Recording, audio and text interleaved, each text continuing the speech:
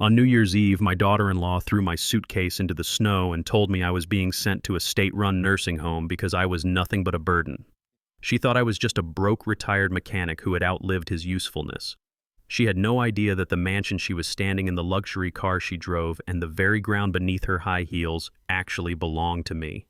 By the time she found out the truth, it was too late to say sorry. My name is Booker Lewis, and I am 70 years old. What happened that night changed everything I thought I knew about family. If you have ever been underestimated by the people you sacrificed everything for, please hit that like button and subscribe to the channel. Let me know in the comments where you are listening from, because I want to know how far my story has traveled. The bass from the music was vibrating the floorboards of the master bedroom. It was 11:30 at night on New Year's Eve. Downstairs, my son Dante and his wife Courtney were hosting the party of the year. I could hear the clinking of crystal glasses and the roar of laughter from people who had never worked a day of hard labor in their lives. I sat on the edge of my bed staring at a framed photo of my late wife, Rose.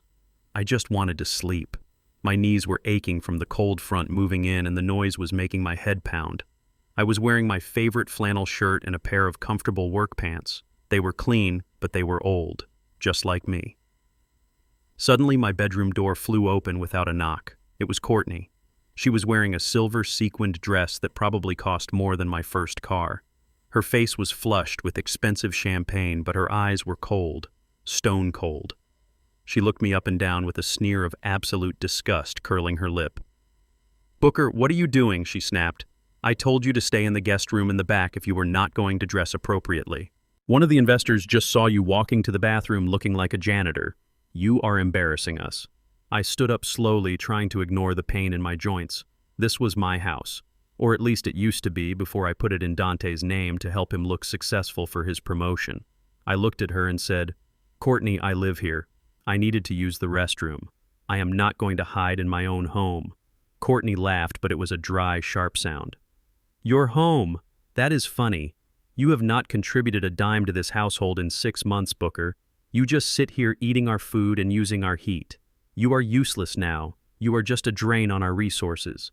She stepped into the room and grabbed the handle of my old leather suitcase, which was sitting in the corner. I had packed it earlier that morning just to reorganize my things, but I had not put them back yet. She dragged it toward the door. I asked her what she was doing. She did not answer. She marched down the hallway, dragging my life behind her. I followed her as fast as I could, my heart hammering in my chest. We reached the top of the grand staircase. Below us, about 50 guests were mingling in the foyer. The music stopped as they saw Courtney dragging the suitcase with me trailing behind her. Everyone looked up. I saw the judgment in their eyes. They saw an old black man in work clothes interrupting their elegant evening. Courtney stopped at the front door and threw it open. A gust of freezing wind and snow blew into the warm house. "We have made a decision," she announced loudly enough for everyone to hear. "Dante and I have decided that you require professional care. We booked a room for you at Sunny Hills Nursing Center. The van will be here in the morning. But frankly, I cannot stand the sight of you ruining my party for one more second." She heaved the suitcase out the door. It landed with a dull thud in the snowbank. "You can wait on the porch," she said. "Or go find a motel. I do not care. Just get out." I stood frozen. I looked for Dante, my son, the boy I had raised on my own after Rose passed. The boy whose college tuition I paid for by working double shifts at the steel mill and taking private contracting jobs until my fingers bled. Dante was standing by the fireplace holding a glass of scotch. He looked at me. I saw him hesitate. For 1 second I thought he would be the man I raised him to be. I thought he would step forward and defend his father. "Dante," I said softly. He looked at his wife. He looked at the wealthy investors he was trying to impress. Then he looked at the floor. "Sorry, Dad," he mumbled, barely moving his lips. "Courtney is really stressed out. Maybe it is for the best." The silence that followed broke my heart into more pieces than I could count. It hurt more than the arthritis. It hurt more than the time I broke 3 ribs on a construction site. My own son was throwing me away like garbage because his wife told him to. I did not scream. I did not beg. I have never begged a day in my life, and I was not going to start now. I walked past Courtney. She was smiling a victorious little smirk as if she had just taken out the trash. I stepped out onto the porch, and the cold air hit me like a physical blow. Courtney slammed the heavy oak door behind me. I heard the lock click. Then I heard the music start up again. They went right back to their party. I walked down the steps and picked up my suitcase. It was wet and heavy. The snow was falling hard now, covering the driveway. I shivered not just from the cold, but from the shock. I reached into my pocket to grab my phone. I needed to call my lawyer. I needed to call someone. I pulled out my phone and dialed, but the call failed immediately. I looked at the screen. No service. A text message popped up from the service provider. Your plan has been canceled by the account holder, Courtney. She had access to everything. She had cut off my phone before she even threw me out. She wanted me stranded. She wanted me helpless. I stood there at the end of the long driveway, looking back at the house. Through the large bay windows, I could see them laughing. I could see Dante pouring another drink. They thought this was the end of the story. They thought they had won. They forgot who I was. They saw a 70-year-old man in a flannel shirt. They forgot that I was the structural engineer who designed the very foundation that house stood on. They forgot that before I retired, I was the head of one of the biggest infrastructure firms in the state. I had spent a lifetime building things that could withstand hurricanes and earthquakes. Did they really think a little snow and a greedy daughter-in-law could break me? I turned my back on the house and started walking toward the main road. The wind was biting through my thin jacket. It was 3 miles to the nearest bus station. My hands were shaking, and my vision was blurry from the tears I refused to let fall. But with every step, the sadness was being replaced by something else. Something hotter. Something stronger. I was not just a father who had been kicked out. I was a man who had been betrayed. And as I trudged through the snow on that dark New Year's Eve, I made a promise to my late wife, Rose. I promised her that I would not let them destroy what we had built. I reached the highway.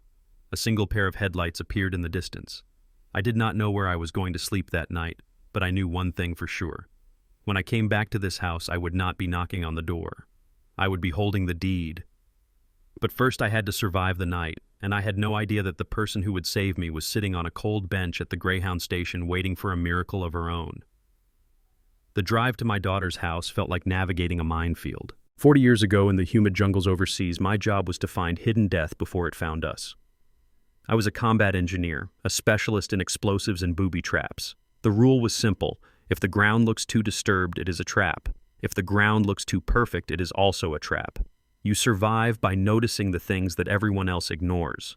A bent twig, a wire thin as a spiderweb glinting in the sun. Tonight, the streets of this gated community looked perfect. Manicured lawns covered in a thin layer of frost. Security lights casting long, expensive shadows. But my gut was screaming the same way it did back in 1972. I parked my rusted truck 2 blocks away.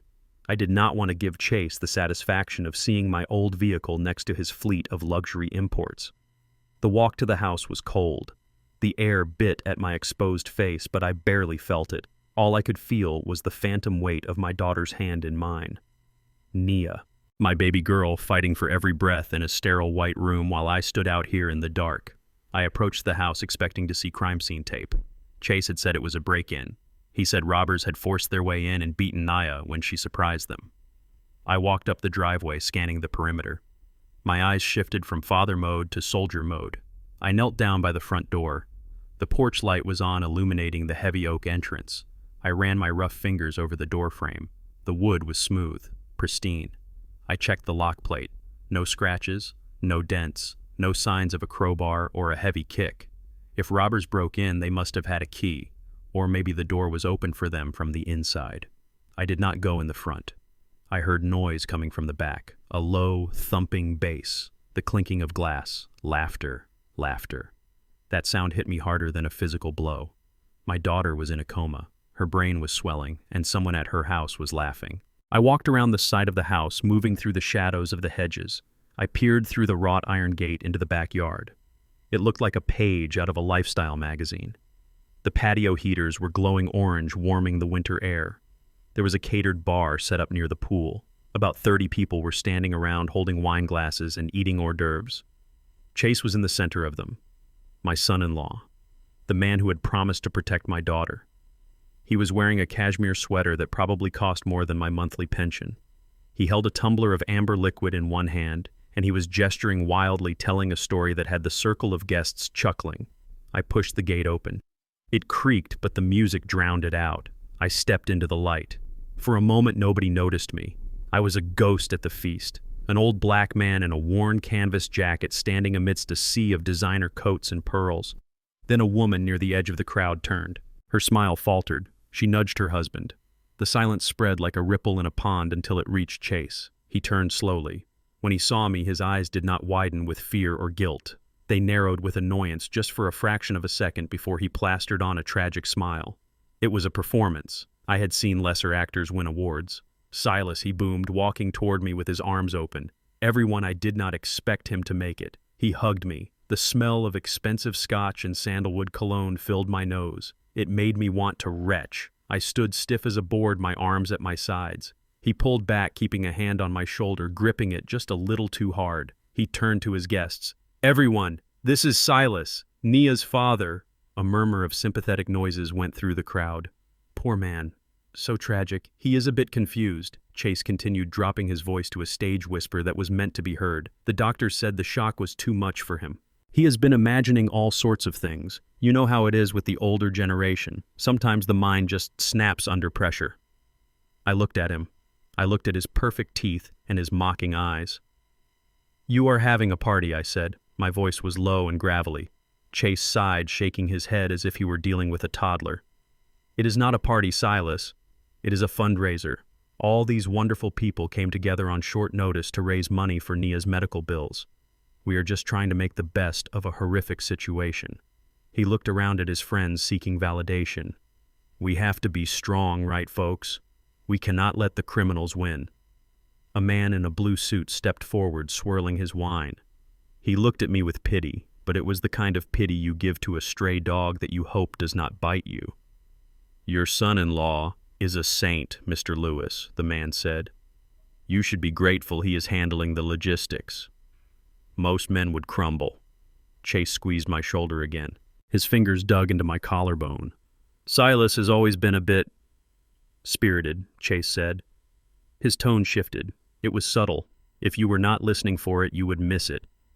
But I heard it. It was the tone men used to use when they refused to serve me at lunch counters 50 years ago. "You know how these things go," Chase said with a tight smile. "Violence is just inherent in some backgrounds. Silas here has a hard time controlling his temper. It is just his nature. We try to manage it, but tonight is difficult." I felt the heat rise in my neck. He was painting me as the angry, aggressive black man. He was planting the seed so that if I exploded, if I punched him in his lying throat, everyone here would just nod and say, "See, Chase was right. The old man is dangerous." I looked at the guests. They were all white. They were all nodding. They looked at me with fear now masked as concern. To them, I was not a grieving father. I was a ticking time bomb that Chase was bravely trying to defuse. I took a deep breath. In the Army, they taught us that when you step on a pressure plate, you do not lift your foot. You freeze. You assess. You wait. I stepped away from Chase's grip. I brushed off my shoulder as if he had left dirt on it. "I am just here to get Nia's things," I said. My voice was calm. Calmer than the grave. Chase blinked. He expected me to yell. He wanted me to yell. "Of course," he said, recovering quickly. "Go right ahead. Try not to make a mess inside. The cleaning crew is coming tomorrow." I turned my back on him. I walked toward the sliding glass doors. I could feel their eyes on my back. I could hear the whispers, starting up again.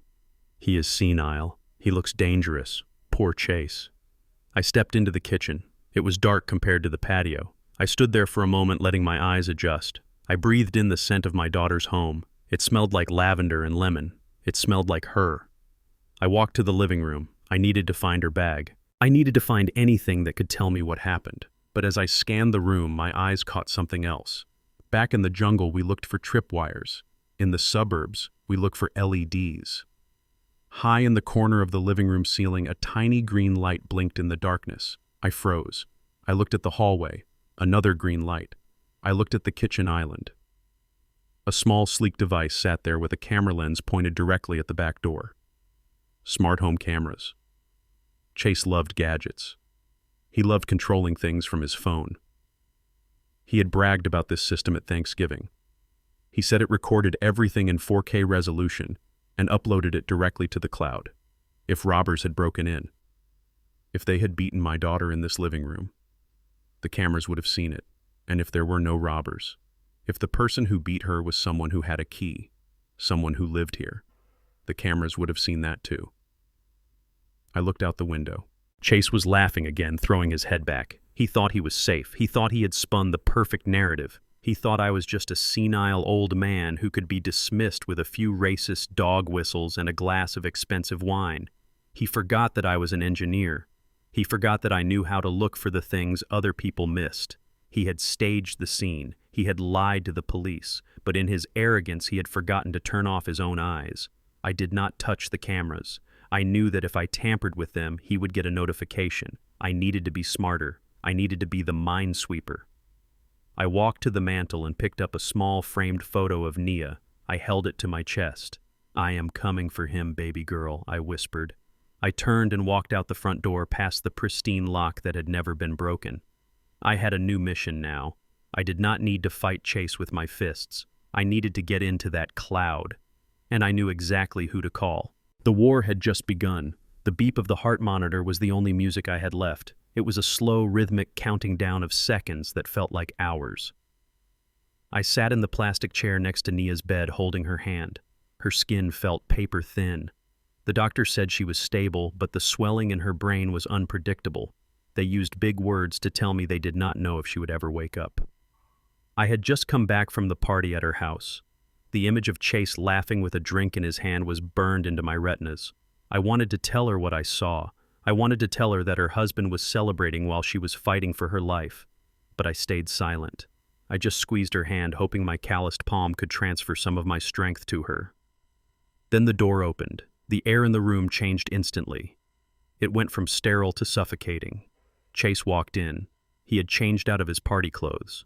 Now he was wearing a somber gray suit, the kind you wear when you want to look like a grieving victim for the cameras. He did not look at Nia. He looked at the machines. He looked at the expensive equipment keeping her alive, and his face tightened. "You are still here, Silas," he said. His voice was not loud, but it carried an edge that cut right through me. "I am not leaving her," I said. I did not look up. Chase walked over to the foot of the bed.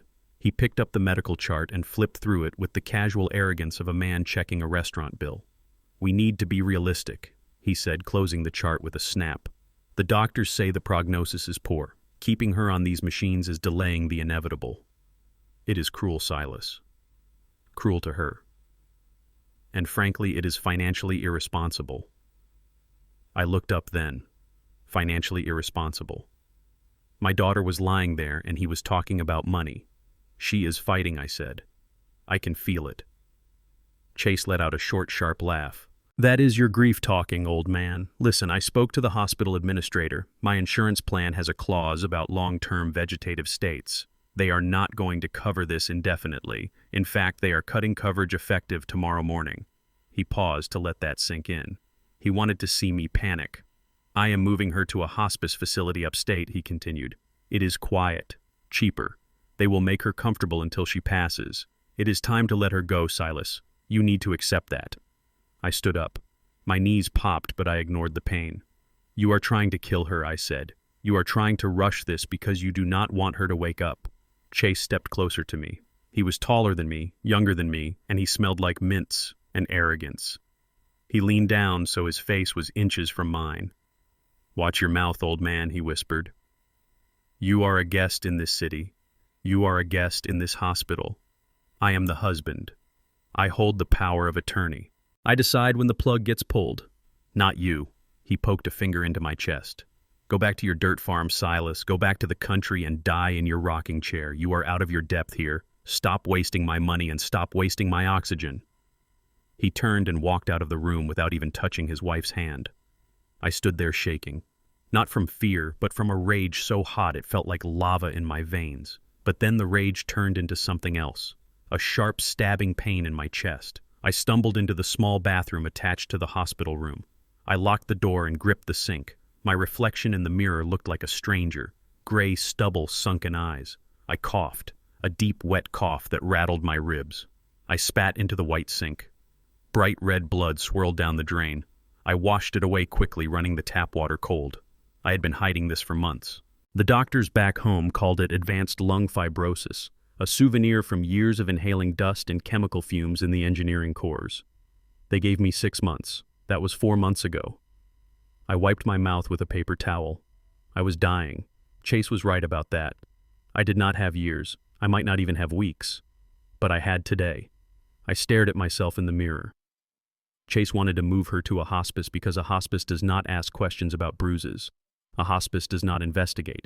A hospice just writes a time of death and closes the file. And then the payout comes. It hit me like a physical slap. The insurance. Not the medical insurance he was complaining about, but the life insurance. Nia had mentioned it once on a phone call. She said Chase insisted on increasing their policies. $5 million.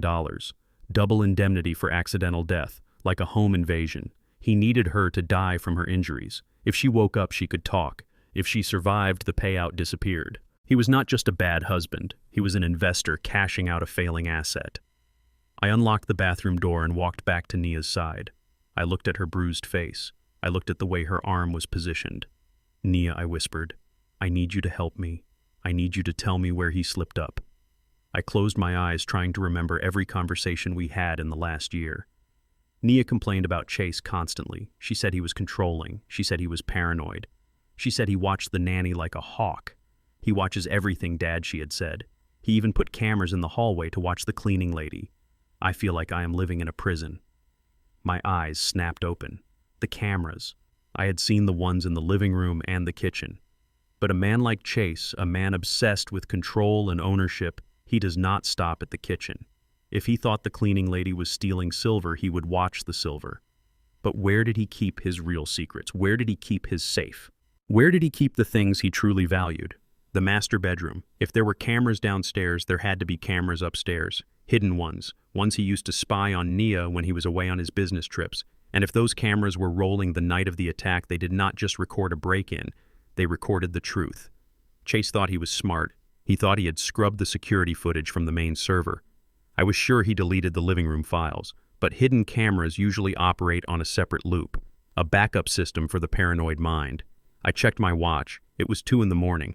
Chase would be asleep at the house, or maybe he was awake deleting files.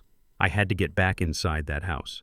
I had to get into the master bedroom before he moved Nia to the hospice, before he erased the last trace of my daughter's life.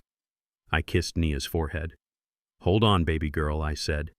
"Daddy has one more minefield to cross." I walked out of the hospital room.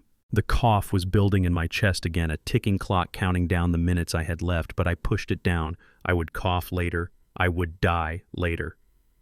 Tonight I had to be a soldier one last time. I parked my truck 3 streets over in a blind spot I had scouted days ago. The engine sputtered and died, and for a moment the only sound was the wheezing in my own chest. I checked my watch. It was 2 p.m. On the screen of my burner phone, I pulled up the local news live stream. There he was, Chase, standing at a podium in front of the hospital microphones thrust in his face like spears. He looked devastated. He was wearing a black tie and his eyes were red-rimmed. He was telling the city that he was praying for a miracle for his wife, but preparing for the worst. It was the performance of a lifetime. I knew I had exactly 45 minutes. That was how long the press conference and the Q&A session would last. Then he would shake hands, take a few photos with the mayor, and get into his car. 45 minutes to break into a fortress without leaving a scratch. I walked to the back of the house, keeping to the tree line. The winter air was thin and sharp, and every breath felt like inhaling broken glass. My lungs were failing me. I could feel the fluid building up, a heavy tide rising in my chest. But I pushed it down. I swallowed the metallic taste of blood and focused on the door. It was a biometric smart lock. Top of the line. No keyhole to pick, no keypad to smash. It relied on a fingerprint or a signal from a registered smartphone. Chase thought this made him invincible. He thought technology was a wall that kept the world out. But I was an engineer before the internet was even born. I knew that every digital lock still controlled a mechanical bolt, and magnets do not care about encryption. I pulled a device from my pocket. It looked like a thick black wand. I had built it in my garage the night before, using parts from an old microwave and a solenoid starter from a lawnmower. It was an electromagnetic pulse generator. Crude. Ugly. But effective. I held the wand against the side of the lock housing right where the solenoid that controlled the deadbolt should be. I held my breath and pressed the trigger. There was no spark, no explosion, just a dull, heavy click from inside the door. The magnet had forced the bolt to retract just for a second. I pushed the handle. The door swung open. I slipped inside and closed it gently behind me. The silence of the house was oppressive. It was too clean, too perfect. It smelled of lemon polish and Chase's cologne. It did not smell like my daughter anymore. I stood still for 10 seconds, counting. I needed to see if the alarm panel on the wall would start beeping. If the pulse had triggered a tamper alert, Chase would get a notification on his phone right in the middle of his speech. 10, 9, 8, 10. The panel remained dark. The pulse had fried the local sensor just enough to keep it confused. I was in, but the clock was ticking. I moved quickly, my heavy work boots making no sound on the hardwood floors. I had learned to walk silently in places where snapping a twig meant death. I moved past the kitchen, past the living room with its blinking cameras. I kept my head down, pulling the brim of my cap low just in case. I needed the brain. Every smart house has a brain, a hub where all the data goes. Chase was a control freak. He would not trust the cloud with everything. He would have a local backup, a physical server where he kept the files he did not want the world to see. I knew where he would put it.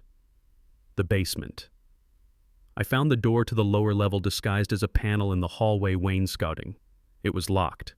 This time I used a simple shim of thin steel to slide the latch. I was not worried about being gentle down here. No guests ever saw the basement. I descended the stairs. The air grew cooler. The hum of electronics grew louder. It sounded like a hive of angry bees. At the bottom of the stairs, I found a room that looked more like a bank vault than a basement. One wall was entirely glass, looking into a climate-controlled wine cellar. But I did not care about the wine. I cared about the rack of black servers humming in the corner, blinking with blue and green lights. This was it. The repository of his life, the record of every movement in the house, every time a door opened, every time a light turned on, and hopefully every video file from the night my daughter was beaten. I sat down in the expensive leather chair in front of the terminal. My hands were trembling. I wiped them on my pants. I could not afford to make a mistake. I tapped the keyboard. The monitors flared to life. 3 screens glowing with a harsh white light. Enter password. I typed in Nia's birthday. Incorrect.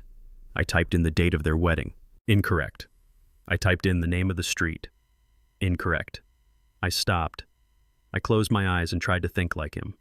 Chase was a narcissist. He did not care about dates or sentimental memories. He cared about winning. He cared about himself. I typed in the amount of the insurance payout, $5 million. Incorrect. Access denied. System locked down in 3 attempts. I cursed under my breath. I looked at the tower. I could just steal the hard drives. I reached round the back to check the connections, but they were bolted into the rack with security screws. And even if I ripped them out, the data would be encrypted. Without the key, the drives were just useless bricks of metal. I was an engineer. I could build bridges. I could disarm landmines. I could fix anything with an engine. But this invisible wall of code and algorithms, this was a language I did not speak. I slammed my fist on the desk. The pain shot up my arm, but it felt good. It felt real. I looked at the screen again. The cursor blinked at me, mocking my obsolescence. "You are too old, Silas," it seemed to say. "The world has moved on. You cannot save her." I checked my watch. 20 minutes gone. Chase would be finishing his speech. He would be checking his phone soon. I needed help. I needed someone who spoke this language. Someone who knew the dark alleys of the internet as well as I knew the jungle. And then I remembered him. Dante. Not the rich Dante from the fundraiser, but the kid from my old neighborhood. The skinny boy with the thick glasses who used to sit on my front porch using my Wi-Fi because his mother could not afford internet. I remembered the day the police came for him when he was 16. They said he had hacked into the school district's mainframe to change grades for the football team. They were going to throw the book at him. I was the one who went down to the station. I was the one who talked to the sergeant, a man I had served with in the reserves. I told him the kid had a gift and that sending him to juvenile detention would only make him a criminal. I got him released into my custody. I made him paint my fence and fix my truck. And in exchange, I bought him his first real computer server and told him to use his powers for good. That was 10 years ago. Dante was a man now, a ghost in the machine. He lived off the grid doing jobs that people did not talk about. I pulled out my burner phone. I hesitated. Dragging him into this was dangerous. Chase was powerful. If this went wrong, we could both end up in prison or worse. But then I thought of Nia. I thought of the blood in the sink. I thought of the hospice van coming tomorrow morning. I dialed the number. It rang once, twice. "Yeah," a voice answered, deep and guarded. "Dante, it's Silas." The line went silent for a moment. Then the voice softened just a fraction. "Pops, I haven't heard from you since the diagnosis." "You okay?" "I am not okay, Dante. I am inside a house in the suburbs. I am staring at a server with military-grade encryption, and I have about 15 minutes before a very bad man comes home to kill me." I heard the sound of a chair scraping and keys clacking on the other end. "Talk to me, Pops. What are we looking at? I need you to break a code, Dante. I need you to find a video file. I think my son-in-law tried to murder my daughter, and the proof is locked in this box." There was a pause. Then Dante's voice came back sharp and focused. "Plug your phone into the USB port on the terminal.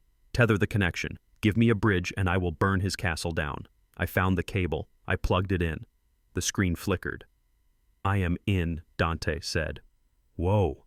This guy has layers. This isn't just a home server, Pops. This is a vault. Give me 60 seconds to bypass the firewall." I watched the screen. Lines of code began to cascade down the monitor like green rain. It was beautiful and terrifying. Suddenly the house lights flickered. "What was that?" I asked. "He has a silent alarm linked to the failed password attempts," Dante said quickly. "He just got a notification. He knows someone is in the system." My heart hammered against my ribs. "How much time, Dante?" "He is probably calling the police right now, or private security. You need to get out, Pops." "Not without the files," I said. "I am not leaving without her." "I can't decrypt it that fast," Dante shouted. "Grab the drive in slot 3, the one with the red light. That is the master backup. Rip it out if you have to. I will crack it at my place. But you need to run." Now I dropped the phone. I reached for the server rack. I did not have a screwdriver. I grabbed the handle of the drive tray and braced my feet against the desk. I pulled with everything I had. The metal groaned, my chest burned. I summoned every ounce of strength left in my dying body. With a screech of tearing metal, the drive popped loose. I shoved it under my jacket. I grabbed my phone. I ran. I ran up the stairs, ignoring the burning in my lungs. I ran through the pristine hallway. As I reached the back door, I heard the sound of tires screeching in the driveway. Chase was home, and he was not alone. I drove like a madman through the city streets, my hands gripping the steering wheel so hard my knuckles turned white. The hard drive was tucked inside my jacket, burning against my chest like a brand. I ran 3 red lights. I did not care. The only thing that mattered was getting to Dante's safe house before Chase's private security team tracked my license plate.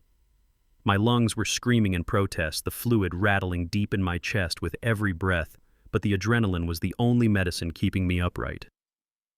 Dante lived in the basement of an abandoned textile factory in the industrial district.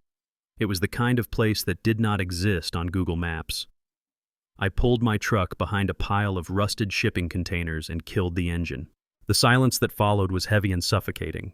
I coughed into my sleeve, and when I pulled it away, there was more blood. I wiped it off and stepped out into the freezing wind.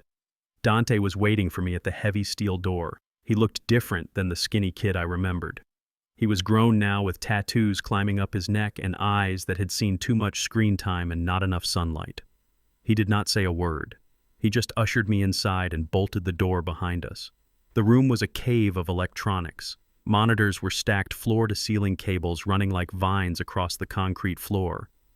The only light came from the blue glow of the screens. It smelled of ozone and stale coffee. "Give it to me," Dante said, extending his hand. I pulled the drive from my jacket.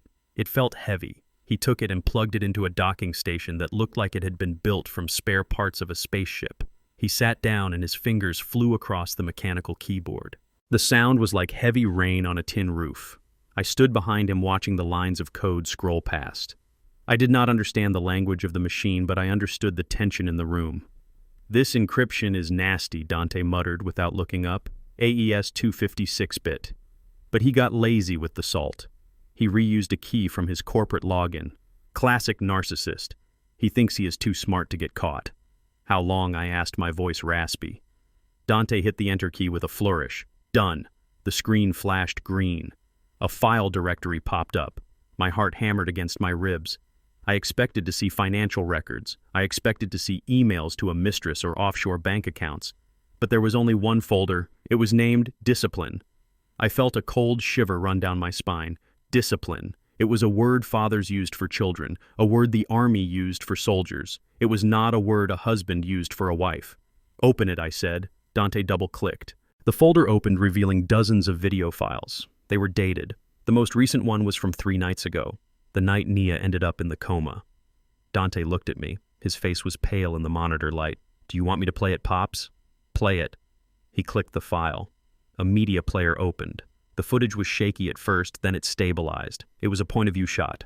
The camera was mounted on someone's head or chest. I could see hands, manicured hands with a gold wedding band and a heavy Rolex. Chase's hands. The camera moved through the hallway of my daughter's house. I heard Chase's voice, but it was different. It was calm. Terrifyingly calm. You know the rules, Nia, his voice said through the speakers.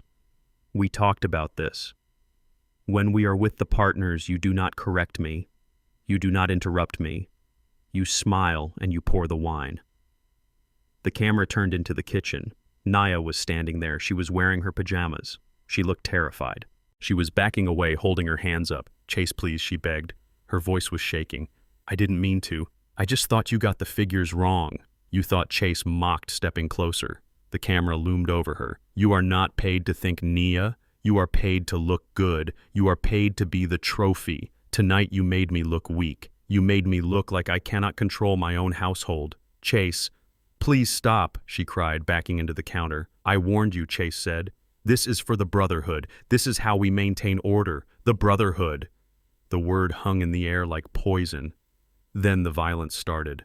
I watched in horror as my son-in-law raised his hand. I saw the fist connect with my daughter's face. The camera did not look away. He did not turn it off. He wanted to see it. He wanted to record it. Nia fell to the floor. The camera looked down at her. She was crying, blood running from her nose. Get up, Chase commanded. Take it like a woman. He kicked her. I saw his expensive Italian leather shoe slam into her ribs. I heard the crack. It was the sound of a bone breaking. It was the sound of my heart shattering. I watched him grab her by the hair and drag her toward the stairs. She was screaming, but he was lecturing her. He was giving a speech about respect and hierarchy while he beat the life out of her. See this, guys, he said, addressing the camera directly. This is what happens when the asset forgets its place. You have to reset the factory settings. You have to show them who is the architect of their reality. He threw her down the stairs. The camera watched her tumble. Her body hit the steps with sickening thuds. She landed at the bottom and did not move. Chase walked slowly down the stairs. He stood over her unconscious body. He checked his watch. Then he leaned down and whispered, "Lesson learned." The video ended. The room was silent. The only sound was the hum of the cooling fans in the servers. I was holding a glass of water Dante had given me. I did not remember picking it up. My hand tightened. The glass exploded. Shards of glass drove into my palm. Water and blood mixed on the concrete floor, dripping from my clenched fist. I did not feel the pain. I felt nothing but a black, bottomless hole where my soul used to be. I stood up. I turned toward the door. Where are you going? Dante asked. His voice was low and steady. I am going to kill him, I said. My voice did not sound like my own. It sounded like grinding stones. I am going to drive to that hospital. I am going to walk into that room, and I am going to tear his throat out with my bare hands. I reached for the door handle. My blood was boiling. I was back in the jungle. I was a soldier again. I knew how to kill a man. I knew a dozen ways to end a life in under 10 seconds. Chase was a soft man, a weak man. He would break like a twig. Dante stepped in front of the door. He blocked my path. Move, Dante, I warned him. You have Dante, No, Dante said. I grabbed him by the collar. I was 70 years old and dying of lung disease, but rage gave me the strength of 10 men. I shoved him against the steel door. He beat my baby girl, I roared. He filmed it. He laughed about it. He is going to unplug her tomorrow morning. I am not going to let him live another hour. Think, Silas, Dante shouted back. He did not fight me. He just looked me in the eye. Think about Nia. I froze. If you kill him tonight, Dante said, talking fast, you go to prison for the rest of your short life. You die in a cell. And Nia, she dies in that hospice, because if Chase is murdered, his assets get frozen. The insurance company investigates. The money stops. There is no one to pay for her care, no one to fight for her. I loosened my grip on his collar, and he wins. Dante continued. If you kill him, he becomes a victim. The grieving husband murdered by the crazy father-in-law. The media will make him a saint. He will never be exposed for what he really is. That video will never be seen. He will die a hero, and you will die a monster. I stepped back. My breath was coming in ragged gasps. The blood from my hand dripped onto the floor. Then what I whispered. What do we do? He is going to kill her, Dante. No, he isn't, Dante said. He walked back to the computer. He pulled up the video file again, but this time he opened a web browser. He navigated to a dark web forum, the one Chase had mentioned, the Brotherhood. We don't kill him with a gun, Dante said. We kill him with the truth. We destroy his life. We destroy his reputation. We make sure that by the time the sun comes up tomorrow, he wishes he was dead. Dante looked at me. His eyes were cold and calculating. We are going to stream this video everywhere, Pops. Not just to the police, to his business partners, to the news stations, to every screen in Times Square if I can hack it. We are going to strip him naked in front of the world. He pointed to the screen where Chase was bragging about discipline. He wanted an audience, Dante said. Let's give him one. I looked at my bleeding hand. I looked at the face of the man who hurt my daughter. Dante was right. Death was too easy. Death was a release. I did not want Chase to have peace. I wanted him to suffer. I wanted him to lose everything he had ever built, everything he had ever stolen. I sat down next to Dante. I wrapped a rag around my hand. Do it, I said. Burn him down. Dante cracked his knuckles and began to type. The war was no longer physical. It was digital, and we were about to drop the bomb. The television in the waiting room was mounted high on the wall, shielded by a layer of plexiglass. It was tuned to the local news channel and the volume was low, but I could hear every word. I could hear every lie. On the screen, my son-in-law Chase was sitting in a plush armchair across from a smiling news anchor. He looked impeccable. His suit was a midnight blue, tailored to fit his athletic frame. His hair was perfectly styled. He did not look like a man whose wife was in a coma. He looked like a visionary. He looked like the future. The banner at the bottom of the screen read, Tech Mogul Launches Revolutionary App to Protect Families. I sat there in my stained work clothes, my hand wrapped in a bloody rag clutching a cup of cold coffee. I watched the man who beat my daughter tell the world how much he cared about safety. It is called Safe Home, Chase said to the camera. His voice was smooth like expensive chocolate. After what happened to my wife, he paused and looked down. It was a perfect dramatic pause. He wiped an imaginary tear from his eye. After the tragedy that befell Nia, I realized that the current security systems are not enough. We need artificial intelligence. We need a system that learns the patterns of a household. A system that can detect a threat before it even enters the door. I gripped the coffee cup so hard the styrofoam cracked. The irony was so thick it tasted like bile in my throat. He was selling a system to protect women from intruders while the real monster was sleeping in their bed. He was capitalizing on his own crime. He was turning my daughter's pain into a marketing campaign. The anchor woman leaned forward, looking at him with adoration. "You are so brave, Chase," she said, "to channel your grief into something that will save lives. You are truly an inspiration." Chase smiled. It was a humble smile, a practiced smile. "I am just a husband who wants to make sure no other family has to go through this hell." I stood up. I could not watch anymore. I walked over to the window and looked out at the parking lot. It was raining, a cold, gray drizzle that matched the ache in my lungs. My chest felt heavy, like I was carrying a sack of wet cement. The doctor had told me earlier that my oxygen levels were dropping. He said I should be admitted. He said I was dying. I told him I had work to do. I heard the sound of expensive leather shoes on the linoleum floor behind me. I did not turn around. I knew that walk. It was the confident stride of a man who owns the world. "Turn it off," Chase's voice said. I turned slowly. He was standing there in the flesh, wearing the same suit I had just seen on TV. He must have come straight from the studio. He smelled of hairspray and victory. He was holding a remote control. He pointed it at the TV, and the screen went black. My daughter's face disappeared. "You look terrible, Silas," he said, looking me up and down. You smell like a mechanic's shop and desperation. It is not a good look for the grieving father. He walked closer, checking his reflection in the darkened window glass. I came to check on her, he said, but mostly I came to check on you. The nurses tell me you have been sleeping in the chair. You are making people uncomfortable, Silas. You are scaring the other families. I looked at him. I looked at the hollow beneath his throat where I wanted to bury my thumbs. I thought about the video on the hard drive. I thought about the sound of Nia's bones cracking. Dante's voice echoed in my head. Let the world kill him. Wait for the launch. I forced my hands to relax. I forced my shoulders to slump. I needed him to think I was broken. I needed him to think I was defeated. She is my daughter, Chase, I said. My voice was raspy and weak. It did not take much acting. I was weak. I just want to be here when she goes. Chase sighed.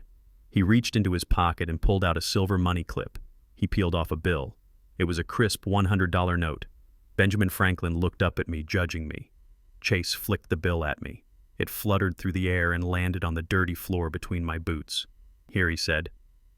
That is for a taxi to the airport, or a bus, whatever you people take. He stepped closer, invading my personal space. Launch day is tomorrow, Silas, the biggest day of my career. I have investors coming from Tokyo and London. I have the mayor coming to cut the ribbon. I do not want you here. I do not want your sad face and your poverty distracting from my moment. He pointed a manicured finger at my chest. Go back to your farm. Die there. Do us both a favor. If I see you here tomorrow, I will have security remove you for trespassing, and then I will call the insurance company and tell them to pull the plug on Nia immediately. Do you understand me? I looked down at the money. It was the ultimate insult. He was buying my disappearance with pocket change. He thought everyone had a price. He thought he could control every variable in his life with money and intimidation. I bent down.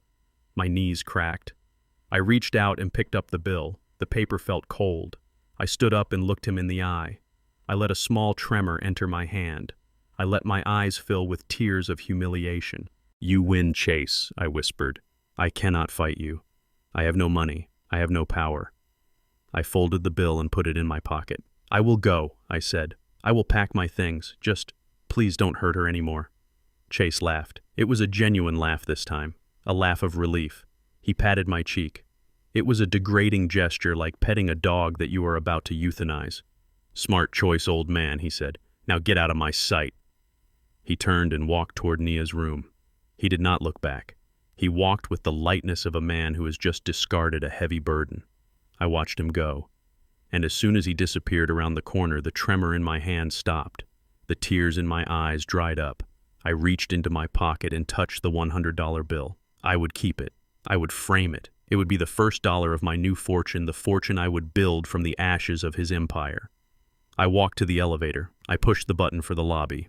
Chase thought he had cleared the board. He thought he had removed the only obstacle in his path. He was so blinded by his own arrogance that he did not see the trap I had laid. He was launching Safe Home tomorrow. He was going to stand on a stage in front of the world and demonstrate his technology. He was going to show everyone how his system could detect a threat. Well, I was going to give him a demonstration he would never forget. I walked out of the hospital into the rain. A black sedan was waiting at the curb. The window rolled down. It was Dante. Did he buy it? Dante asked. I got in the car. I pulled the seatbelt across my chest. He thinks I am on a bus to nowhere, I said. Dante smiled, a cold, sharp smile. Good. Because the invitations for the launch party just leaked online. I got us front row seats. I looked at the hospital one last time. Sleep well. Chase, I said to the rain, enjoy your last night as a free man. Because tomorrow, the architect is coming to inspect your foundation, and I am going to bring the whole house down. We drove away into the gray city, leaving the hospital behind. But I was not leaving Nia. I was going to get the weapons I needed to save her. The drive to Dante's warehouse was silent. I used the time to breathe, to focus. In the army, they taught us that the most dangerous moment is right before the ambush. You have to be still. You have to be patient. Chase was the enemy, but he was also the target. And tomorrow at noon, he was going to walk into the kill zone. I closed my eyes, and for the first time in days, I slept. I dreamed of a bridge collapsing, I dreamed of steel twisting and concrete crumbling, and in the center of the dust cloud I saw Chase falling. I woke up when the car stopped. We were back at the warehouse. Dante turned to me. "Are you ready, Silas?" he asked. I touched the pocket where the money was. "I have been ready for 40 years, I said. We walked into the darkness of the warehouse where the servers were humming, waiting to unleash the truth. The countdown had begun. Dante paced back and forth in the cramped server room, his shadow dancing against the concrete walls. He was holding a can of energy drink in one hand and a tablet in the other. He looked like a general before a battle, but his army was just me. A dying old man with a cough that tasted like rusted iron. "We have a problem," Pops, Dante said, stopping in front of the monitors. "I have been running simulations. If we upload the video to YouTube or Twitter, Chase's algorithm will flag it in seconds. He owns a piece of the content moderation software they use. It will be scrubbed before it gets 100 views. And if we send it to the news stations, his lawyers will hit them with an injunction before they can air a single frame." I sat on a metal folding chair, wiping the sweat from my forehead. The pain in my chest was a constant dull roar now, like a heavy engine idling in neutral. "So we are blocked?" I asked. "Digitally, yes," Dante said. "He has built a fortress around his reputation. We cannot breach the firewall from the outside." I looked at the blueprint of the convention center displayed on the main screen.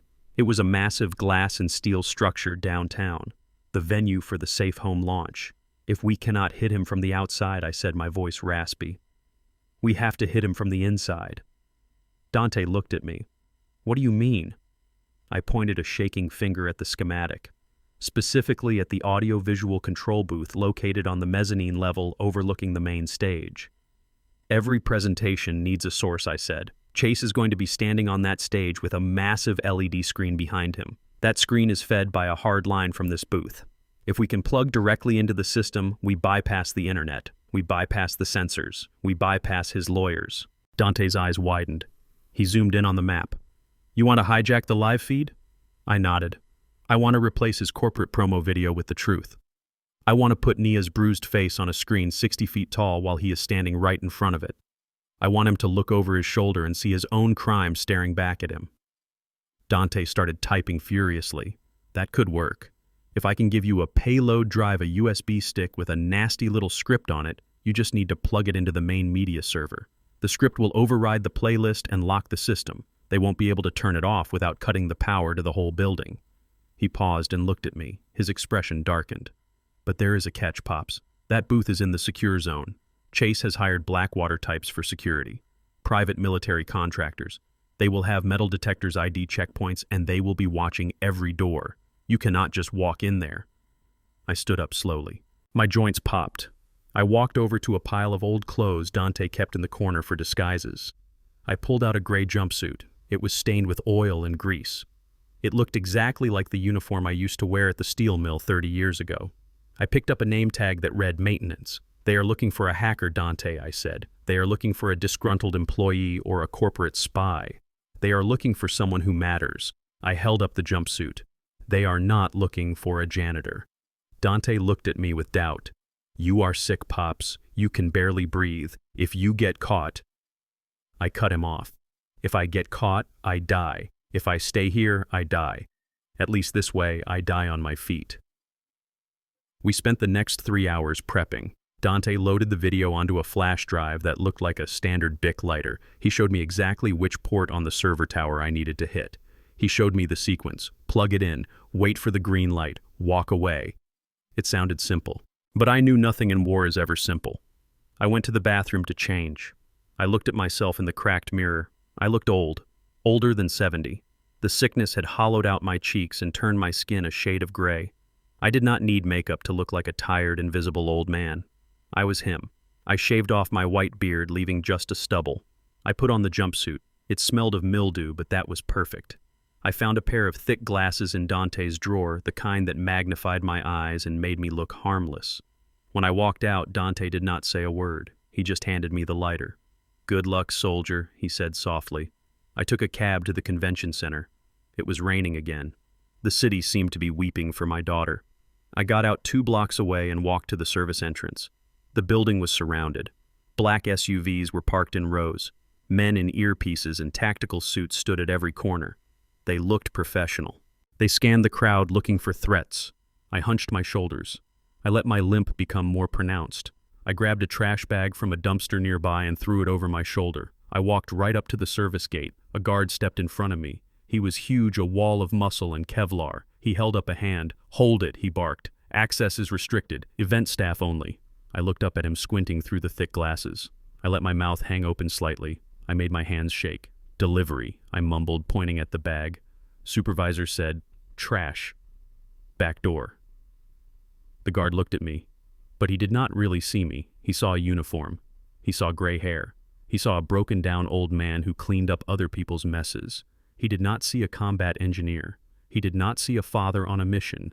He rolled his eyes and keyed his radio. "Command. I got a janitor at the south gate. Looks like he is lost. Clear him," a voice crackled back. "We need the bins emptied before the VIPs arrive." "Just search the bag." The guard snatched the bag from my shoulder. He looked inside. "Just trash."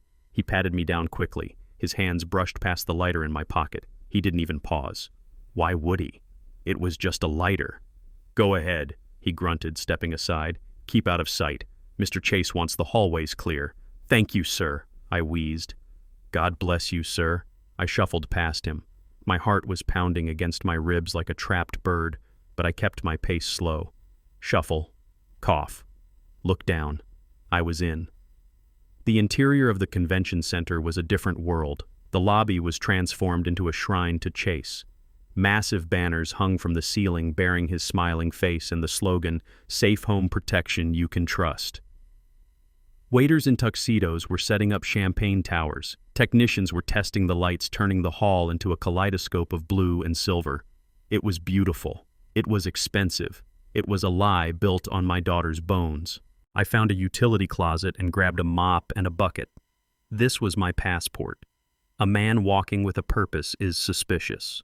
A man pushing a mop is part of the furniture. I navigated the corridors, moving toward the mezzanine. The pain in my lungs was getting worse. Every breath was a struggle against the fluid filling my chest. I coughed into my sleeve and saw fresh blood. I swallowed it down. Not yet. I could not collapse yet. I reached the stairs leading to the control booth.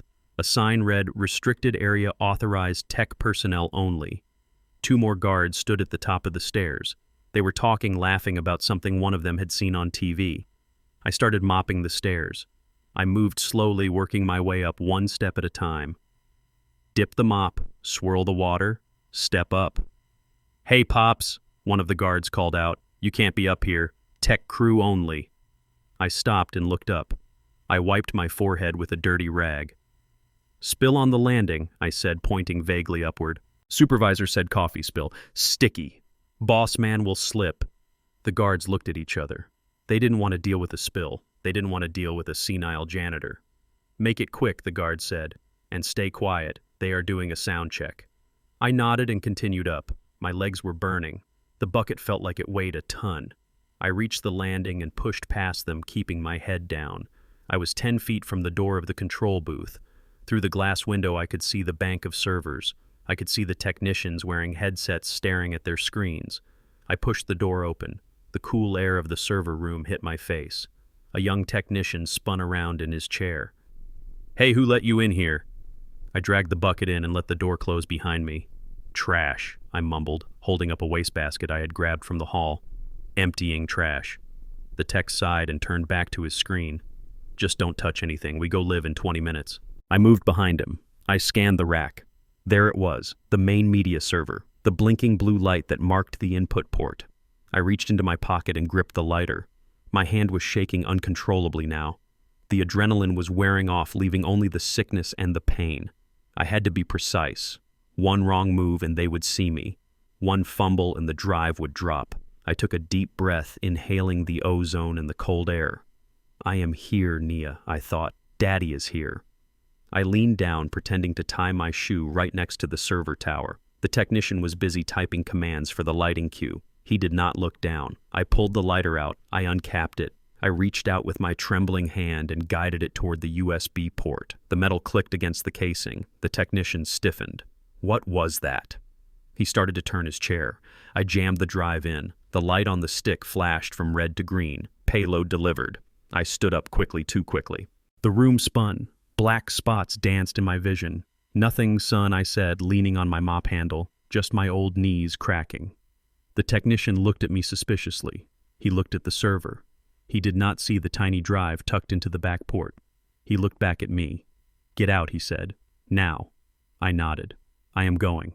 Good luck with the show. I walked out of the booth. I walked past the guards. I walked down the stairs.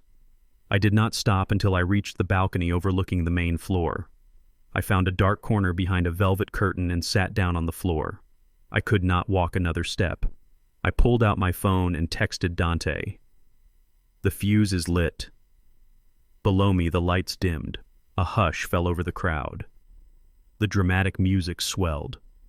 Ladies and gentlemen, a voice announced over the speakers, please welcome the visionary behind Safe Home, Mr. Chase Miller. The spotlight hit the stage. Chase walked out waving to the applause. He looked like a king. I sat in the darkness, clutching my chest, listening to the fluid rattle in my lungs. Smile while you can, son, I whispered. Because the show is about to get real interesting. I closed my eyes and waited for the explosion. I huddled in the shadows behind a rack of amplifiers, my heart hammering a frantic rhythm against my ribs. The tiny USB drive was in place. The red light had turned to green, which meant Dante's code was already burrowing its way into the system like a termite into rotten wood. I should have felt triumphant. I should have felt the thrill of the mission. But all I felt was the rising tide in my chest. It started as a tickle in the back of my throat, a small, insignificant irritation that I tried to swallow away. But you cannot negotiate with a failing body. The tickle became a scratch, and the scratch became a spasm. I clamped my hand over my mouth, pressing my lips into the rough fabric of my maintenance glove. I squeezed my eyes shut, trying to force the cough back down, trying to will my lungs to behave for just 5 more minutes. But the pressure was too great. It was like trying to hold back a dam with a piece of plywood. My chest convulsed. A wet, violent cough exploded from my throat. It was muffled by my glove, but in the quiet hum of the control booth, it sounded like a gunshot. The young technician in the chair spun around, his headset slid off one ear. "Who is there?" he called out. I froze. I stayed crouched behind the black road cases, my knees screaming in protest. I bit my lips so hard I tasted copper. The technician stood up. He walked toward the shadows where I was hiding. I gripped the handle of my mop bucket, preparing to... Well, I did not know what I was going to do. I was not going to hit a kid. I was not a monster. Suddenly, the door to the booth hissed open. "Sit down, Lewis," a deep voice commanded. The technician stopped and turned. "Oh, Mr. Vargas." I thought I heard something back there. I peered through the gap between the cases. Standing in the doorway was the head of security. Vargas. I recognized him from the dossiers Dante had pulled up. Ex-military, dishonorable discharge for excessive force. He was a shark in a cheap suit, and right now he was sniffing the water. "Focus on the board." Luis Vargas said, his eyes scanning the room. "We go live in 10 minutes. I don't want you jumping at shadows." The technician sat back down, muttering an apology. But Vargas did not leave. He stood there, his head tilted to the side, listening. He took a slow step into the room. I pressed myself tighter into the corner. My chest was burning. The cough was building again, a second wave crashing against the shore. I could feel the fluid bubbling up. I couldn't hold it. I coughed again, softer this time, but wet, horribly wet. Vargas spun toward my hiding spot. His hand went instantly to the holster inside his jacket. "Who is back there?" he barked. "Come out. Now." I had no choice. I could not fight him. I was a 70-year-old man with stage 4 cancer. He would snap me in half before I could throw a punch. I had to play the role. I had to be the harmless, invisible janitor. I used the mop handle to pull myself up. I let my shoulders slump. I let my mouth hang open in a confused, senile gape. "Just me, sir," I wheezed. My voice was thick with phlegm. "Just cleaning the spills, sir." I stepped out of the shadows, pushing the yellow bucket in front of me like a shield. Vargas stared at me. His eyes were cold, hard flint. He looked at my jumpsuit. He looked at my name tag. Then he looked at the floor where I had been crouching. His eyes narrowed. "What is that?" he asked, pointing. I looked down. On the pristine, black, anti-static floor there was a splatter. Bright red. Fresh blood. My blood. It shone under the LED lights like a beacon. I tried to cover it with my boot, but I was too slow. Vargas stepped forward, pushing the technician's chair out of the way. He knelt down and touched the spot with a gloved finger. He looked at the red stain on the tip of his glove. Then he looked up at me. "You are sick, old man," he said. "Just a nosebleed, sir." I lied. Dry air. Very dry. Vargas stood up slowly. He did not buy it. I could see the gears turning in his head. A janitor in a restricted zone. A janitor who coughs blood. A janitor who looks familiar. He took a step closer to me. He reached out and grabbed my chin, tilting my face up to the light. I tried to pull away, but his grip was like iron. He peered through my thick glasses. "I know you," he whispered. "I saw your picture." My blood ran cold. He had seen the briefing. Chase must have shown them my photo. The crazy father-in-law. The threat. Vargas smiled a cruel, predatory smile. "You are the father, the one who wants to ruin the party." He reached for his radio with his other hand. "Command, this is Vargas. I have an intruder in the audio-visual booth. Sector 4, send backup, and tell Mr. Chase I have a present for him." This was it. The mission was over. I was going to be arrested. The drive would be found. Nia would die alone. No. I was an engineer. I solved problems. And right now, Vargas was the problem. I looked at the environment. The server rack to my left. The mop bucket in front of me. The heavy-duty power strip on the floor powering the entire console. I did not have a weapon, but I had water. And I had electricity. As Vargas keyed his radio, I kicked the bucket. It was not a clumsy stumble. It was a calculated strike. The yellow bucket tipped over, sending 2 gallons of soapy gray water cascading across the floor. "Hey," Vargas shouted, jumping back. The water moved fast. It washed over his expensive shoes. It washed over the bloodstain. And it washed right into the open sockets of the main power strip. I squeezed my eyes shut and turned away. The sound was deafening.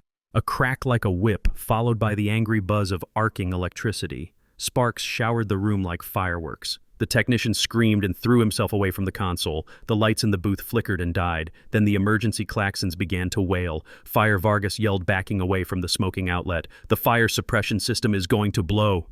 Get out." Smoke began to fill the small room. Acrid, biting smoke that smelled of melting plastic. In the chaos, Vargas lost his grip on me. He was too busy trying to keep the technician from panicking. I did not wait for an invitation. I dropped the mop and ran. I ran out of the booth and into the hallway. The emergency lights were flashing, strobing red against the walls. People were coming out of doors looking confused.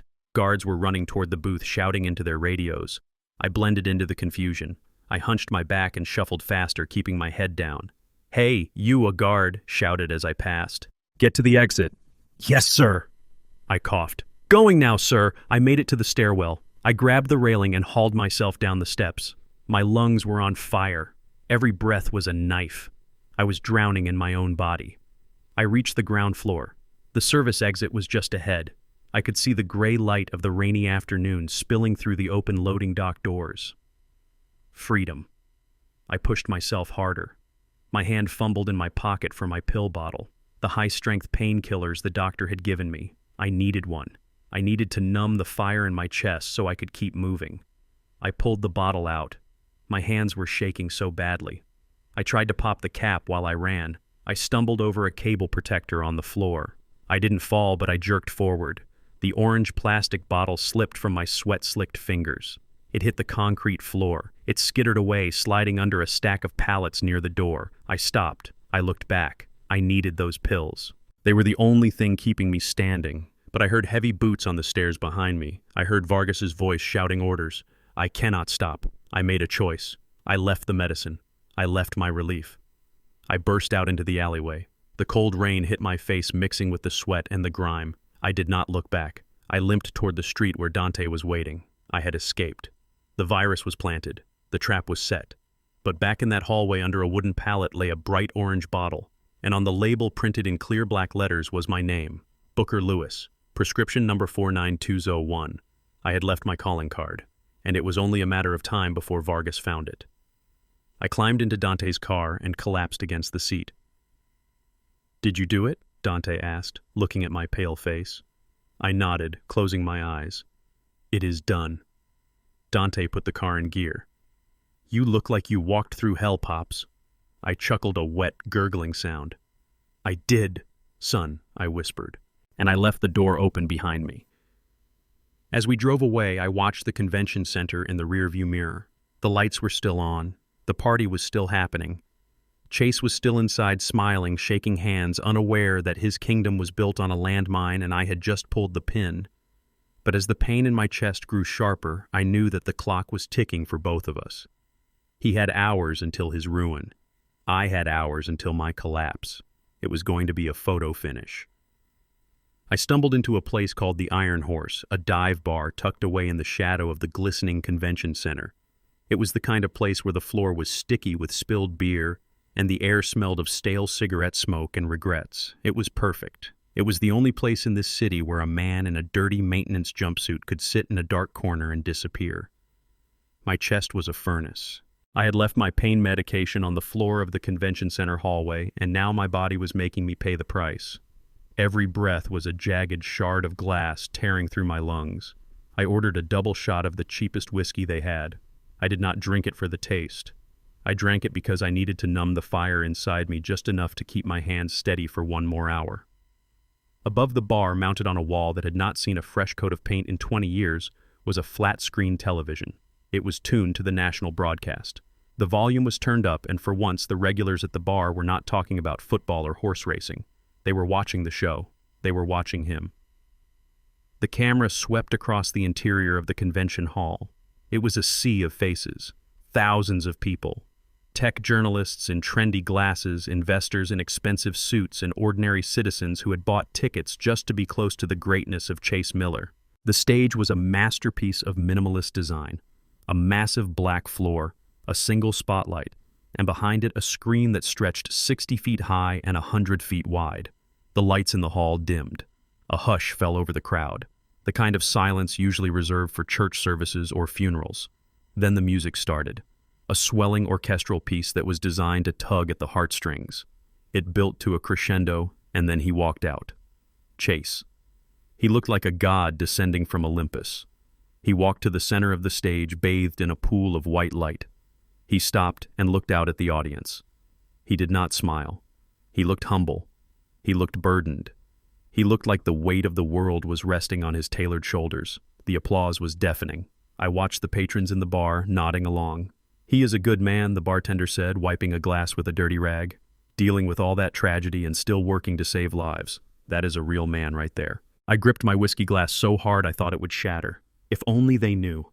If only they could see the blood on his hands, the same hands that were currently waving to the crowd. Chase raised a hand, and the applause died down instantly. He had them in the palm of his hand. He was the conductor, and they were his orchestra. "Thank you," he said softly into the microphone. His voice was cracked with emotion. "A perfect performance. Thank you for being here. Thank you for your support during the darkest days of my life." He paused and looked down at his shoes. He took a deep breath as if gathering his strength. "We all think our homes are our castles," he continued. "We think that once we lock the door, we are safe. We think that the monsters are outside. But the truth is the world has changed.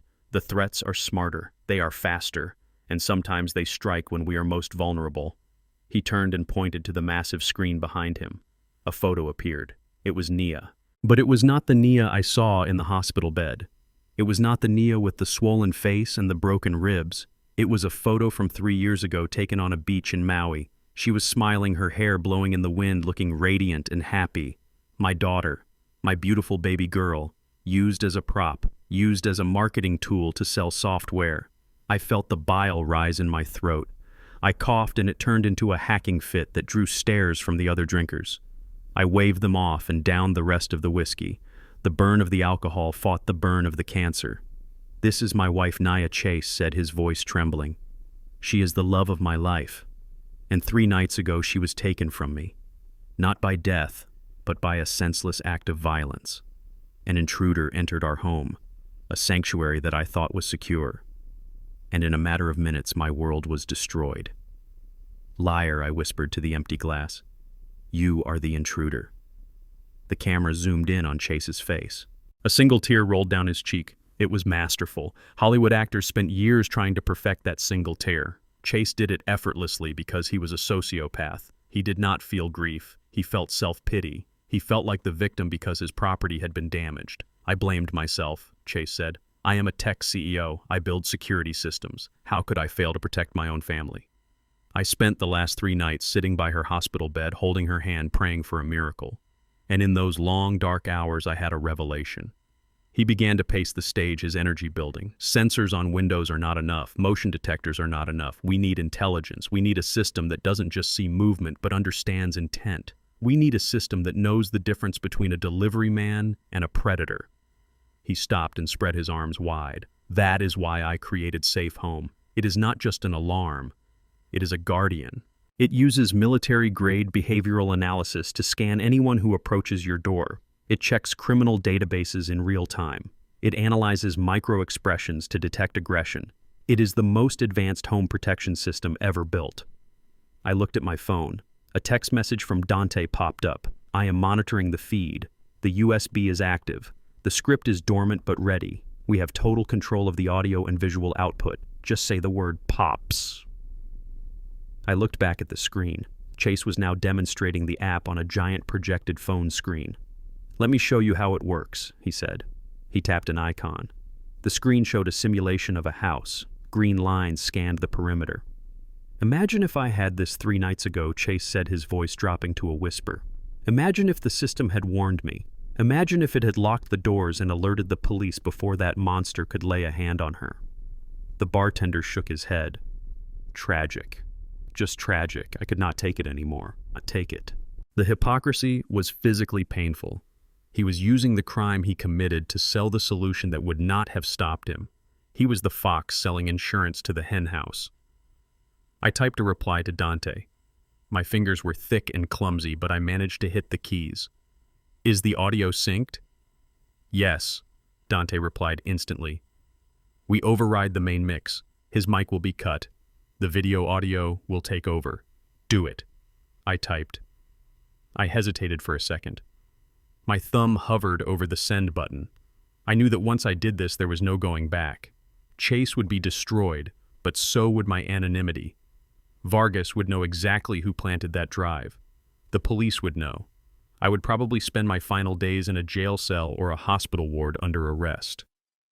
But then I looked at Nia's smiling face on the screen. I remembered the sound of her laughter when she was a little girl. I remembered how she used to hold my hand when we crossed the street. I remembered the promise I made to her mother. Protect her, Booker. Protect our girl. I had failed to protect her from him. But I could protect her memory. I could protect her dignity. Chase was winding up for his big finish. I am doing this for Nia, he shouted, his voice echoing through the hall. I am doing this so that her suffering was not in vain. I am doing this so that no husband ever has to feel the pain I feel right now. I pressed send. Now. On the television screen, Chase froze. He looked confused. The massive image of Nia on the beach flickered. It distorted like a digital glitch. The audience murmured. Chase tapped his earpiece. Technical difficulties, he joked, trying to keep his cool. It seems even the best technology has gremlins. But it was not a gremlin. The screen went black for a heartbeat. The entire convention center plunged into darkness. The only light came from the thousands of cell phone screens in the audience. Then a sound tore through the silence. It was not orchestral music. It was not Chase's smooth voice. It was a thud, a sickening wet thud, the sound of a fist hitting flesh, then a voice booming over the massive concert speakers, amplified to a level that shook the walls. You know the rules, Nia. When we are with the partners, you do not correct me. Chase's face on the broadcast went pale. He looked back at the screen.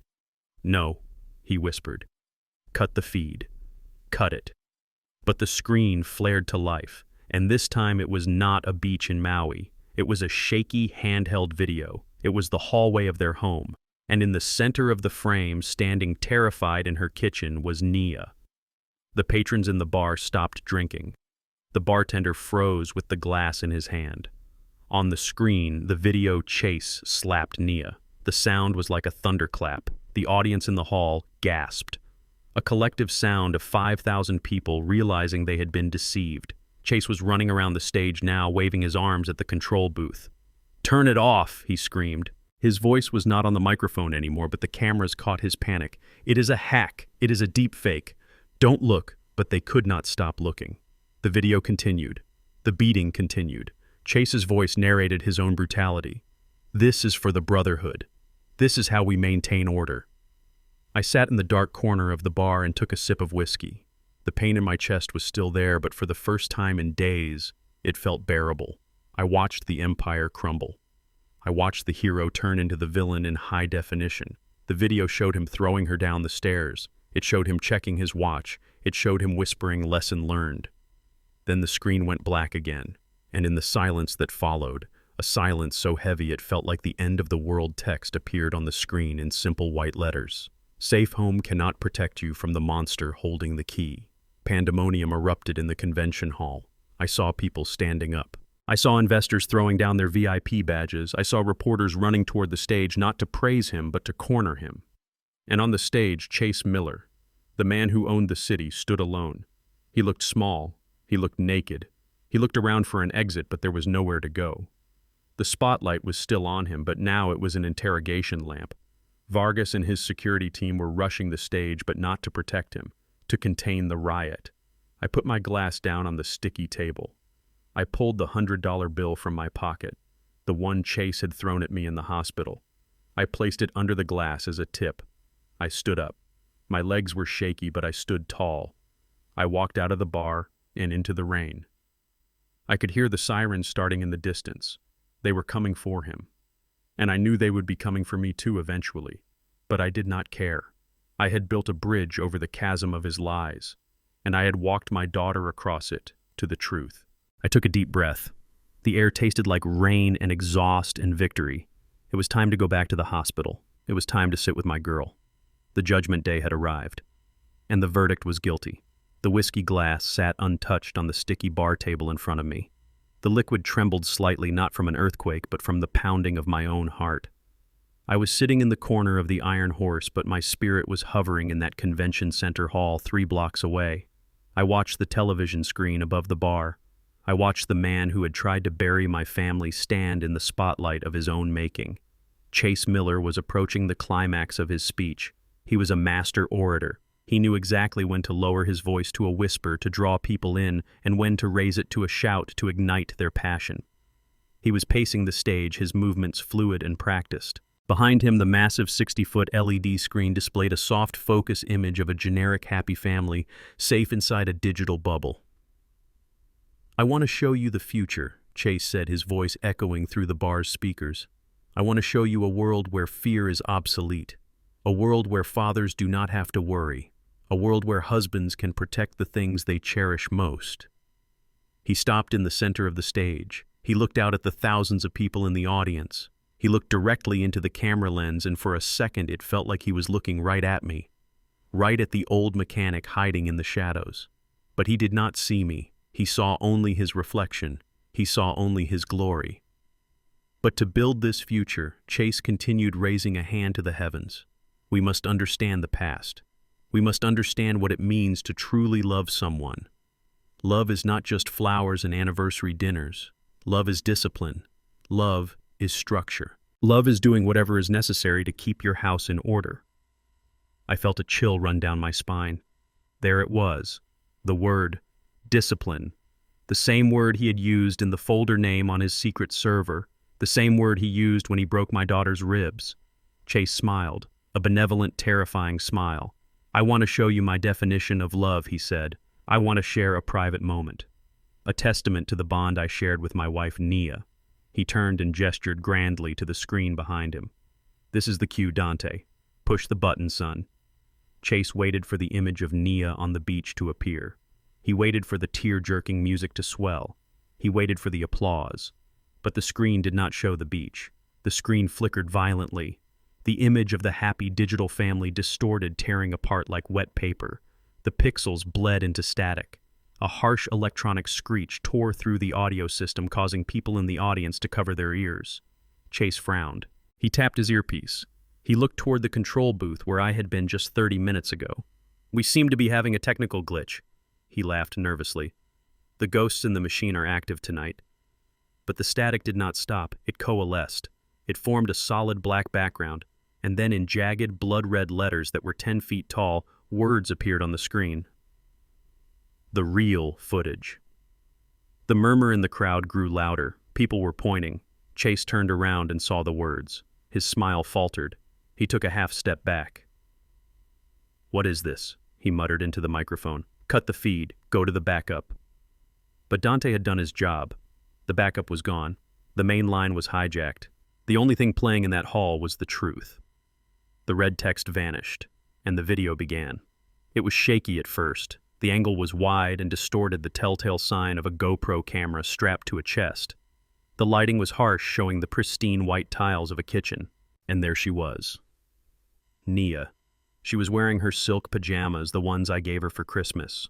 She was backing away, her hands raised in defense. Her face was already swollen. "Please, Chase," she sobbed. The audio was crystal clear, amplified by the massive concert speakers. It filled the cavernous hall. It filled the bar where I was sitting. It filled millions of living rooms across the country. "I didn't mean to embarrass you." Chase's voice boomed from behind the camera. It was calm, chillingly calm. "You did not embarrass me, Nia. You embarrassed yourself. You forgot your place." On stage, the real Chase stood frozen. He looked tiny against the giant image of his own crime. He looked like a bug pinned under a microscope. "Turn it off!" he screamed, his live voice cracked with panic. "It is a fake. It is AI generated. Turn it off now." But the video continued. On the screen, the camera moved forward. A hand came into view. A hand wearing the same platinum wedding band that was currently on Chase's finger. The hand struck. The sound of the slap was sickening. It was a wet, meaty impact that made the patrons in the bar flinch. Nia fell to the floor. The camera looked down at her. She was scrambling, trying to get away on the polished tile. "Get up," Chase's recorded voice commanded. "Do not act like an animal. Stand up and take your lesson." On stage, Chase was running toward the wings, waving frantically at the security team. Vargas was there, shouting into his radio, but nothing was happening. The system was locked. The virus had paralyzed everything except the video player. Chase ran back to the center of the stage. He grabbed the podium. "Listen to me," he yelled. The microphone was still live. The audio from the video and the audio from the stage were mixing, creating a horrifying duet of abuse. "This is a setup. This is corporate sabotage. I did not do this." But then, the video, Chase spoke again. And he said something that sealed his fate forever. Something that no AI could replicate with such venom. Something that revealed the rot in his soul. The camera view shifted as he kicked her in the ribs. "You think you are special because you married me?" the recorded. Chase sneered. "You think you are one of us. You are just a guest in this house, Nia. You are just a quota I filled." He used a word then. A word that cut through the room like a knife. A racial slur that belonged in the darkest chapters of history, not in a modern tech launch. "See how I discipline this?" The slur hung in the air. The silence in the convention center was absolute. 5,000 people stopped breathing at the same time. The investors from Tokyo, the partners from London, the mayor. They all stared at the screen in horror. Chase on stage stopped screaming. He realized what had just been played. He realized that the mask had not just slipped, it had been ripped off and set on fire. He looked out at the audience. He looked for support. He looked for someone to believe him. But there was no support. There was only shock. And then slowly a rising tide of revulsion. The video continued. It showed him dragging her by the hair. It showed him throwing her down the stairs. The camera captured every second of the fall, the way her body twisted, the way she hit the landing, and finally, the whisper. Lesson learned. The screen went black. For 5 seconds, there was no sound, no applause, no music, just the hum of the ventilation system. Then someone in the front row stood up. It was not to clap, it was to leave. Then another person, then 100. Chase stood alone in the spotlight. He was shaking. He looked at the control booth, he looked at the exits. "You have to believe me," he pleaded. His voice was small now, stripped of all its power. "It is out of context. We were role-playing. It was consensual." A boo started from the balcony. A low rumble of anger. Then someone threw something. A water bottle. It hit the stage near his feet. Then the shouts began. Monster coward murderer Vargas and his team rushed the stage, but they were not forming a protective ring around him. They were surrounding him. They were containing the threat. I watched Chase's face crumble. The arrogant CEO, the visionary, the husband of the year dissolved before my eyes. In his place stood a terrified, abusive little boy who had finally been caught. I picked up my glass of whiskey. My hand was steady now. I drank it in one swallow. It burned, but it felt like a cleansing fire. I looked at the bartender. He was staring at the TV, his mouth open in disbelief. "He killed her," the bartender whispered. "He tried to kill her." I stood up and placed a hand on the bar to steady myself. The pain in my chest was waiting for me, ready to reclaim its territory, but for this one moment I felt weightless. "He didn't kill her," I said softly. "She is still fighting." I walked to the door of the bar. The rain had stopped. The sirens were louder now, converging on the convention center from all directions. Blue and red lights flashed against the skyscrapers, painting the city in the colors of justice. I pulled my phone from my pocket. I dialed Dante. "Did you see it?" he asked, his voice trembling with adrenaline. "I saw it, son," I said. "The whole world saw it."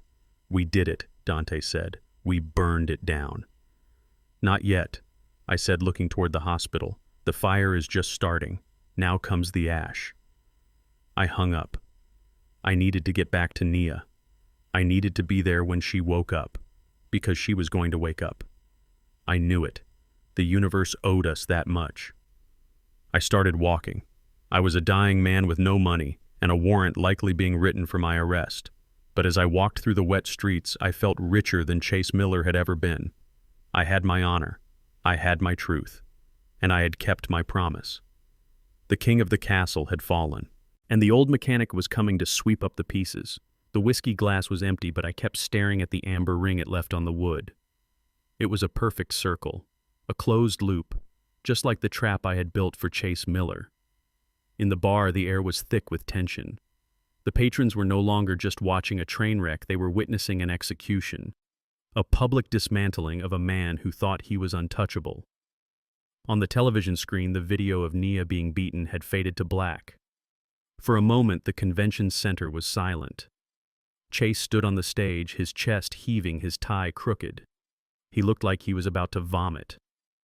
He reached for the microphone, his hand trembling so violently that the feedback squealed through the speakers. "Please," he stammered. His voice was thin and reedy. "Please listen. That video is a deep fake. It is a manipulation by my competitors. They want to tank our stock price. They want to destroy Safe Home." He was desperate. He was flailing. And for a second I saw a flicker of doubt in the audience. People want to believe the lie. It is easier to believe that a billionaire is the victim of corporate espionage than to believe he is a monster who beats his wife in the kitchen. But Dante was not done. The script I had plugged into the server was not just a movie player. It was a wrecking ball. On the massive LED screen behind Chase, the blackness was replaced by a familiar interface. It was a screenshot of a messaging app. The colors were bright green and white. The timestamp was from the night of the assault. The header of the chat group read, "The Inner Circle." Chase turned around and saw it. He let out a sound that was half scream and half sob. He lunged toward the screen as if he could block the 60-foot image with his body. "Stop it!" he shrieked. "Turn it off!" But the messages began to scroll. They were magnified so large that people in the back row could read every typo. User Chase Miller. "She is down. I might have broken a rib." She wouldn't stop crying about the dinner party. User Bradley Lawyer. "Don't call an ambulance yet. Let me prep the narrative. We need to frame this as a break-in."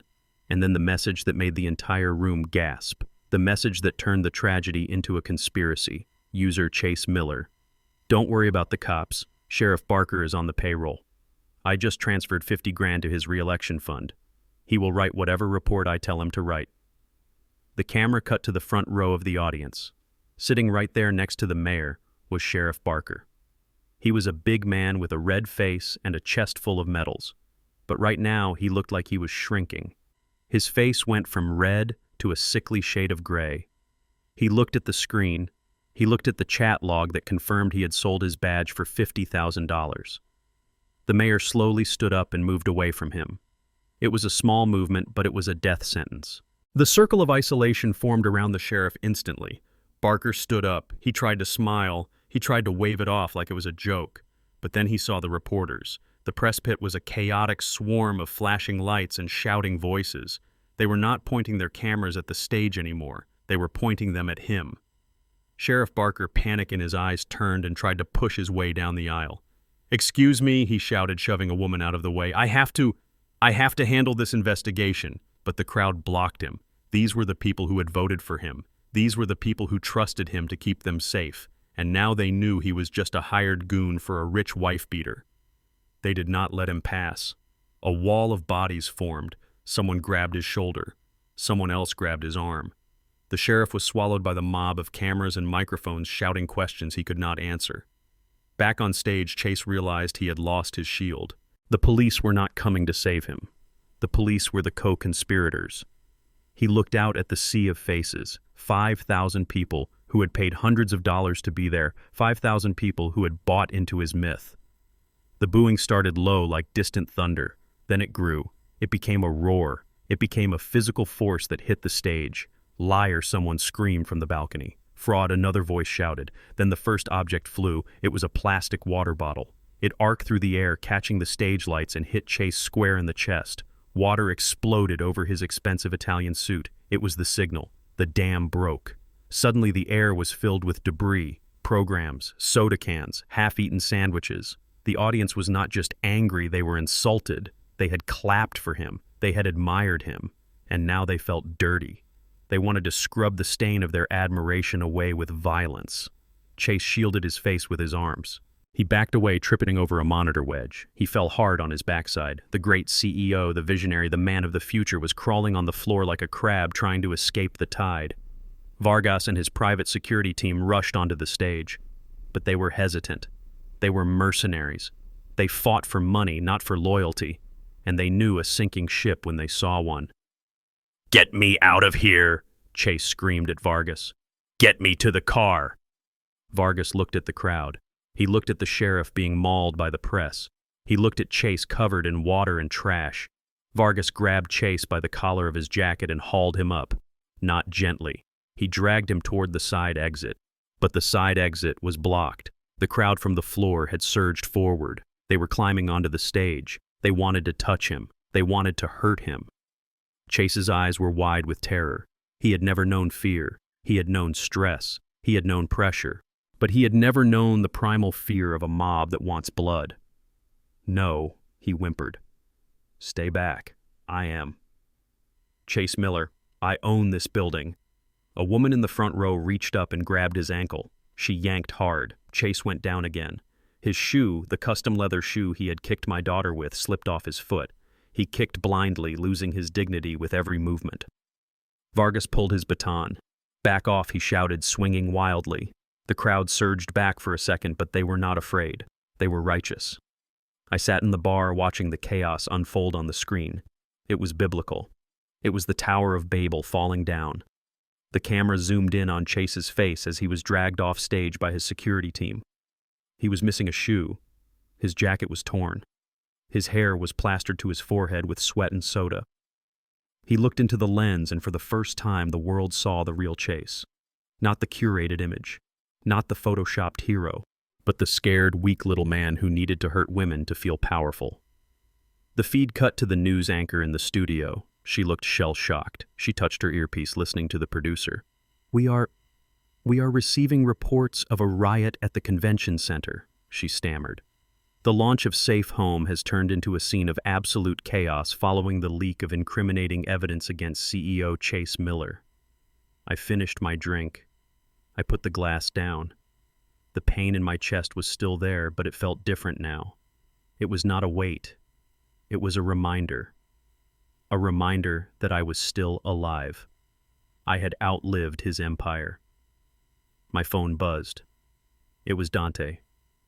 Server is wiped, the text read. "We are ghosts. Get out of there, Pops. The cops are going to lock that whole block down." I stood up. My legs felt heavy but steady. I looked at the bartender. "He gets what he deserves," the bartender said, shaking his head. "I hope they throw him in a cell with the biggest, meanest guys they have." I nodded. "They will," I said, "and he won't have his checkbook to save him this time." I walked out of the bar. The street outside was a parking lot of flashing lights. Police cars, fire trucks, ambulances. The noise was deafening. I pulled the collar of my jumpsuit up and lowered my head. I shuffled past the barricades. A cop shouted at me to move along. I nodded and kept walking. Just an old janitor going home after a long shift. Just a piece of the background scenery. I walked 2 blocks until the noise of the sirens started to fade. The rain had started again, washing the city clean. I reached into my pocket and pulled out the crumpled picture of Nia I always carried. I smoothed it out. "I told you, baby girl," I whispered. "I told you I would fix it." Chase was finished. His company was dead. His reputation was ashes. But my job was not done. I needed to make sure that the money, the millions he had hidden away, the millions he tried to kill her for, ended up exactly where it belonged. I needed to find the money trail. I hailed a cab. The driver looked at my dirty clothes with suspicion. "Cash up front," I said, showing him the change from the $100 bill. "Where to?" he asked. "The hospital," I said. "I have a daughter to wake up." As the cab pulled away, I looked back at the skyline. The lights of the convention center were still blazing, but the party was over. The king was dead. Long live the truth. The rain against the taxi window blurred the city lights into streaks of neon blood. I sat in the back seat, clutching my chest, trying to breathe shallowly so the fluid in my lungs would not drown me. The radio was buzzing with the news. Every station was talking about the riot at the convention center. They were talking about the video. They were talking about the fall of Chase Miller. But the war was not over. A wounded animal is the most dangerous kind, and Chase was hurt bad. My phone vibrated in my hand. It was Dante. He was not just tracking me, he was tracking everything. He had tapped into the municipal traffic cameras and the GPS in Chase's luxury sedan. "He is moving," Dante said, his voice tight with focus. "Vargas got him out the service exit. They are in the Lincoln heading west on 4th Street. I leaned forward. "Driver," I said, "take the expressway. Go west." The driver looked at me in the rearview mirror. He saw an old man in a dirty jumpsuit, but something in my voice made him nod. He hit the gas. Dante kept talking in my ear. "He is panicking, Pops. I can see it on the internal dash cam. He is screaming at Vargas. He is trying to make calls." I closed my eyes and pictured it. Chase sitting in the back of that leather interior, realizing his kingdom was burning. Who do you call when the world turns against you? You call the one person who has always bailed you out.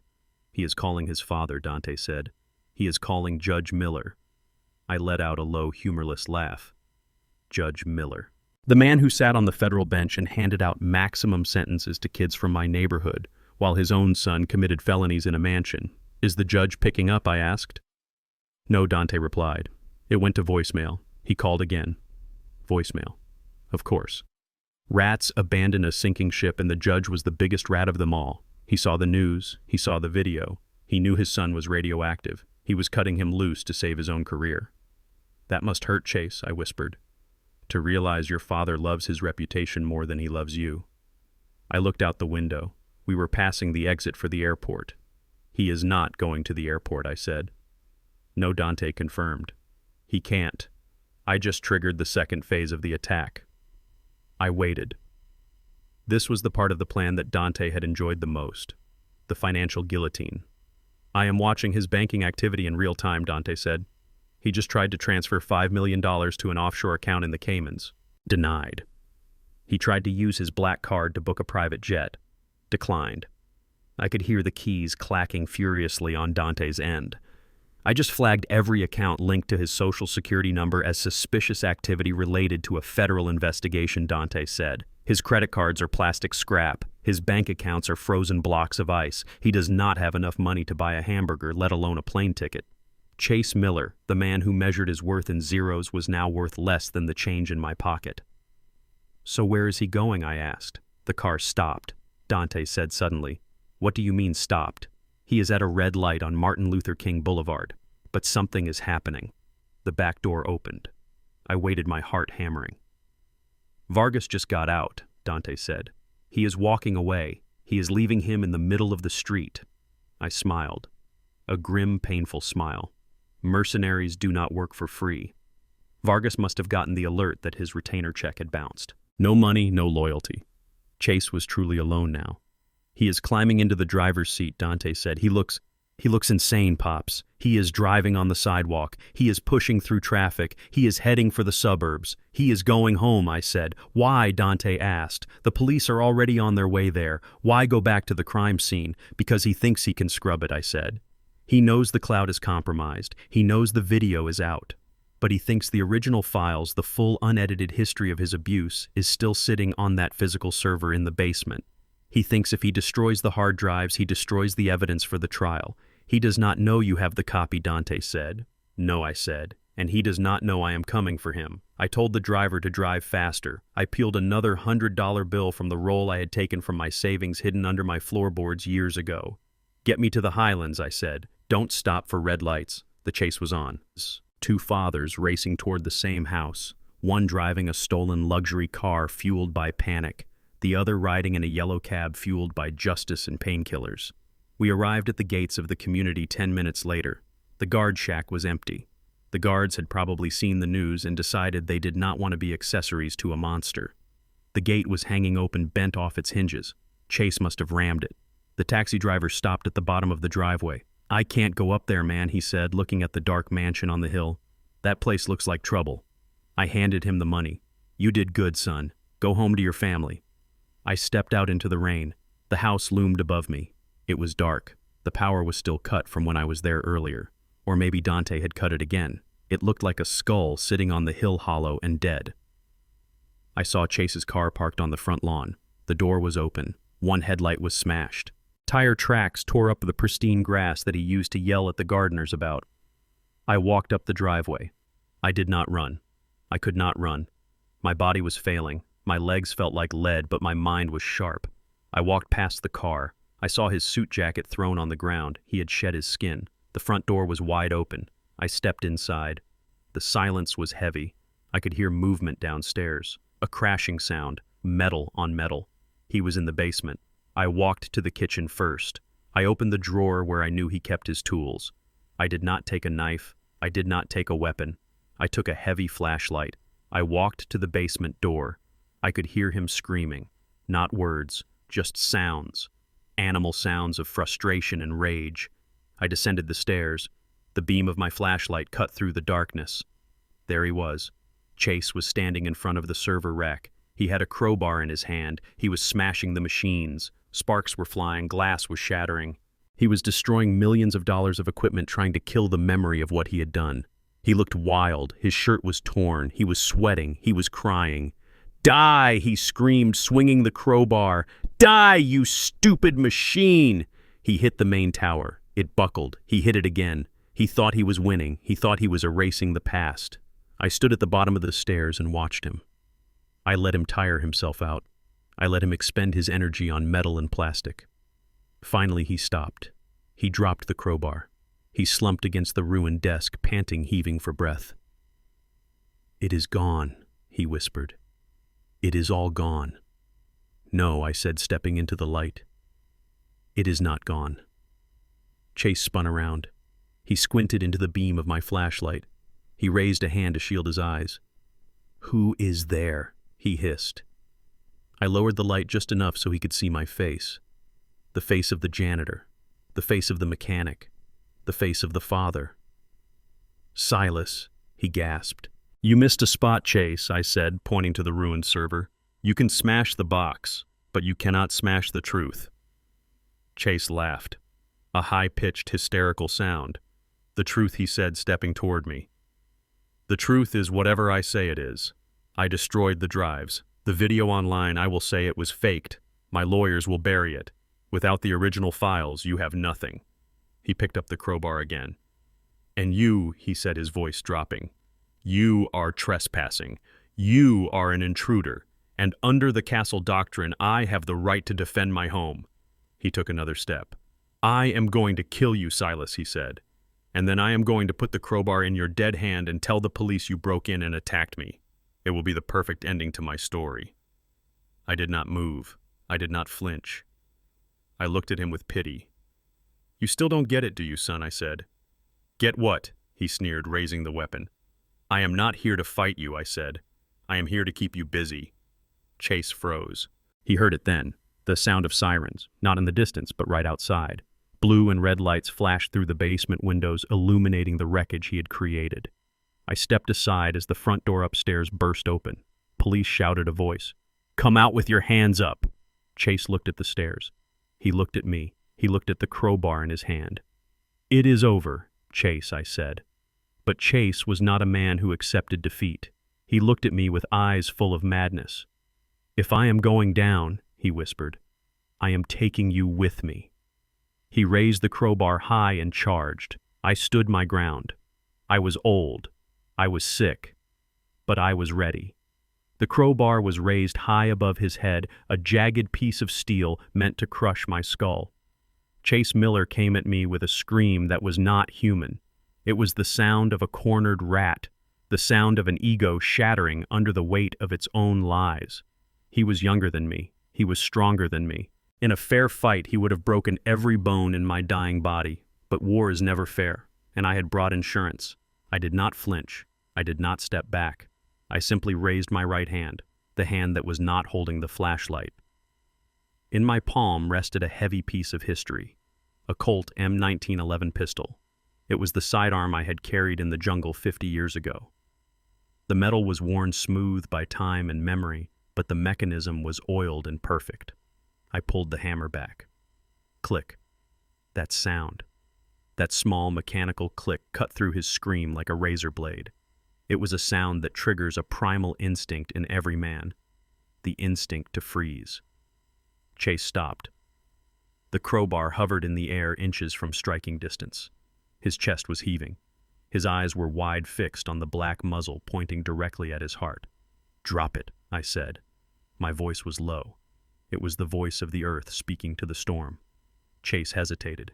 He looked at the gun. He looked at my face. He saw the intent in my eyes. He realized that the man standing in front of him was not a janitor. He was not a helpless old father-in-law. He was a man who had looked death in the face 1,000 times and never blinked. The crowbar clattered to the concrete floor. The sound echoed in the ruined basement, ringing off the smashed servers and broken glass. Chase took a step back, holding his hands up. He was shaking. The madness in his eyes was replaced by terror. You have a gun," he stammered. "That is illegal. You are threatening me." I lowered the weapon slightly, but I did not put it away. I walked past him, moving slow and steady. I walked to the heavy oak desk he had set up in the corner of the basement, his command center, his throne room. I sat down in his leather chair. It groaned under my weight. I placed the gun on the desk. The steel made a heavy thud against the wood. "Sit down, Chase," I said, pointing to a folding chair across from me. He didn't move. He looked at the stairs, hoping for an escape. "The police are outside, son," I said. "You can hear them. There is nowhere to go. Sit down." Chase slumped into the chair. He looked like a deflated balloon. His expensive suit was torn. His face was smeared with grime and sweat. He looked at me with a mixture of hatred and confusion. Why, he whispered, "Why did you do this? I gave you money. I let you stay in my house. I was going to pay for her care." I reached into my jumpsuit pocket. I pulled out a manila envelope. It was thick. I tossed it onto the desk. It slid across the polished surface and stopped right in front of him. "You tried to kill her, Chase," I said. "You beat her until she broke. And then you tried to erase her. You thought because I was old, because I was poor, that I wouldn't notice. You thought I was just background noise."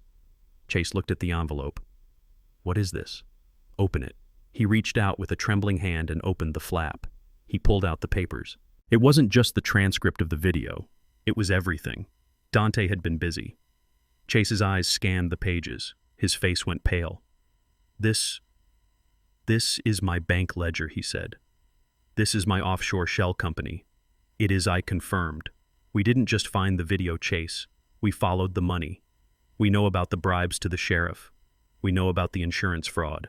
We know you were shorting your own stock before the launch so you could buy it back cheap. We know everything." Chase dropped the papers. He looked at me, and for the first time I saw the realization of total defeat. "You ruined me," he said, his voice cracking. "I am bankrupt. My reputation is gone." I leaned forward. The pain in my chest was a dull throb now, a reminder that my time was short. "I didn't ruin you, Chase. I just turned on the lights. The roaches were already there." He looked at the gun on the desk. He looked at my hands. "Are you going to shoot me?" he asked. "Is that how this ends? You kill me, and then the cops kill you. I picked up the gun. I weighed it in my hand. It felt comfortable. It felt like an old friend. I thought about it, I admitted. When I saw that video, when I saw you kick my baby girl down those stairs, I wanted to put a bullet right between your eyes. I wanted to watch the light go out. It would have been justice. Chase flinched, closing his eyes, waiting for the flash. But I am not going to kill you, I said. He opened his eyes. Why not? Because I am dying, Chase. The words hung in the air between us. I have stage 4 lung fibrosis, I said, tapping my chest. My lungs are turning to stone.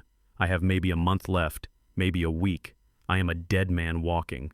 I stood up. I walked around the desk until I was standing over him. If I kill you, it is over quickly, I said. You don't suffer. You become a victim. People might even feel sorry for you. And me, I die in a cell or a hospital ward. It doesn't matter. My sentence is already written by God. I leaned down close enough to smell the fear on him. But you, Chase, you are young. You are healthy. You are going to live a long, long time. I smiled, a cold, hard smile. And you are going to live it in a cage. Chase stared at me, paralyzed by the truth of my words. You are going to federal prison, son, I whispered. And do you know who is in federal prison?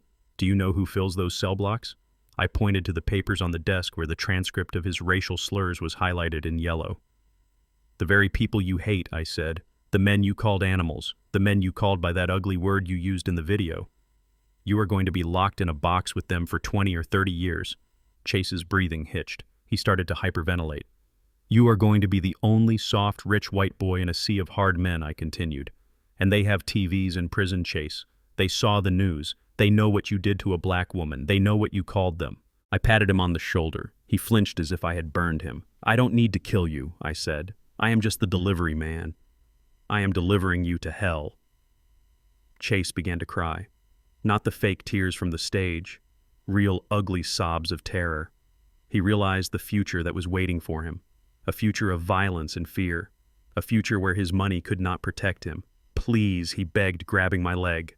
Please, Silas, shoot me. Just shoot me. Don't let them take me. I pulled my leg away. Save your prayers, I said. You are going to need them. The sound of boots pounding on the floorboards above us signaled the end. The police were in the house. Police, show us your hands. The voices were coming down the stairs. I picked up the gun. I ejected the magazine. I pulled back the slide to clear the chamber. A single bullet spun out and hit the floor with a chime. I placed the empty weapon on the desk. I placed my hands on my head. I am down here, I shouted. We are unarmed. Chase was curled in a ball on the floor, sobbing into his ruined suit. He was broken. A team of SWAT officers poured into the basement. Their tactical lights blinded us. Their rifles were trained on my chest. Don't move. Get on the ground. I slowly lowered myself to my knees. I laid face down on the cold concrete. The pain in my chest flared, but I welcomed it. Officer, down here, one of the cops shouted. We have 2 suspects. They grabbed my arms. They pulled them behind my back. I felt the cold steel of the handcuffs click shut. I turned my head to the side. I watched them grab Chase. He fought them. He screamed. He kicked. No, you can't take me. I am Chase Miller. They slammed him against the server rack. He cried out in pain. They cuffed him and dragged him toward the stairs. He looked back at me one last time. His eyes were wide with madness. You are dead, old man, he screamed. You are dead. I just watched him go. I am already dead, son, I thought. But you are just beginning to die. A young officer hauled me up. He looked at my maintenance jumpsuit. He looked at the gun on the desk. He looked confused. Who are you? He asked. I looked him in the eye. I stood as tall as my failing body would allow. I am nobody, I said. I am just the janitor. I just took out the trash. The officer didn't understand, but he walked me up the stairs. We walked out of the basement. We walked out of the house. Outside, the rain had stopped. The air was crisp and clean. The flashing lights of the police cars illuminated the night. I took a deep breath. It hurt, but it tasted sweet. They led me to a patrol car. As they pushed my head down to put me in the back seat, I looked up at the sky. The stars were coming out. I did it, Rose, I whispered. Our girl is safe. I closed my eyes and leaned my head against the window. I was going to jail. But for the first time in months, I felt free. The basement was no longer a room. It was a pressure cooker of noise and light. The tactical teams poured down the wooden stairs like a waterfall of black Kevlar and blinding LEDs. They moved with a synchronization that was terrifying to behold. These were not the local deputies who Chase had invited to his summer barbecues.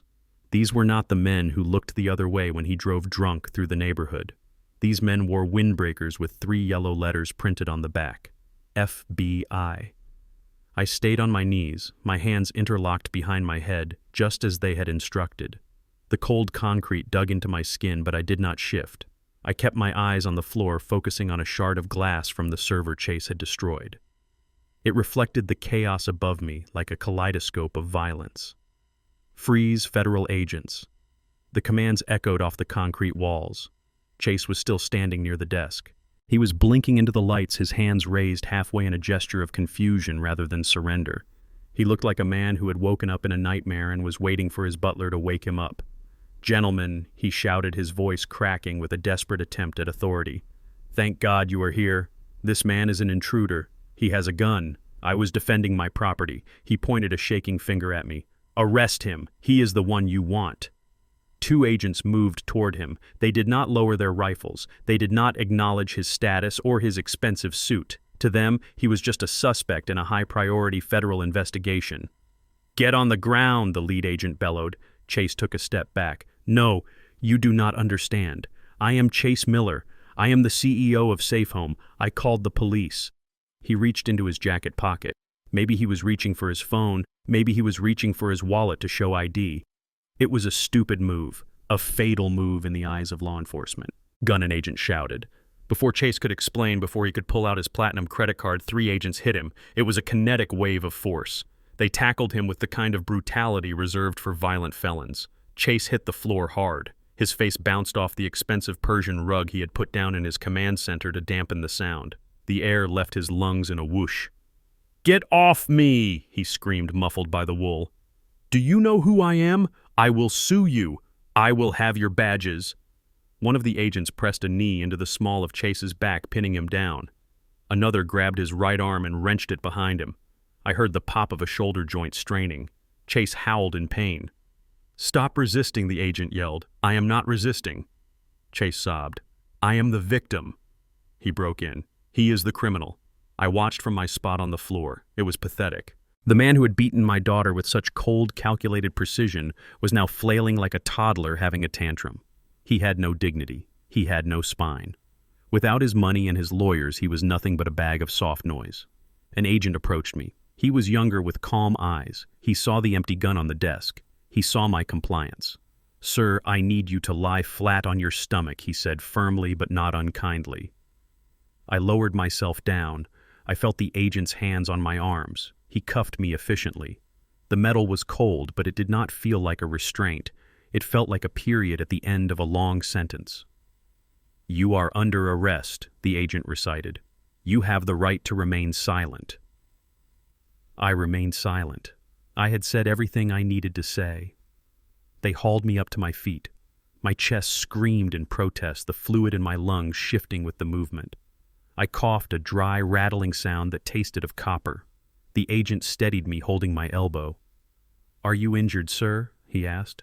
"I am dying, son," I whispered, "but not tonight."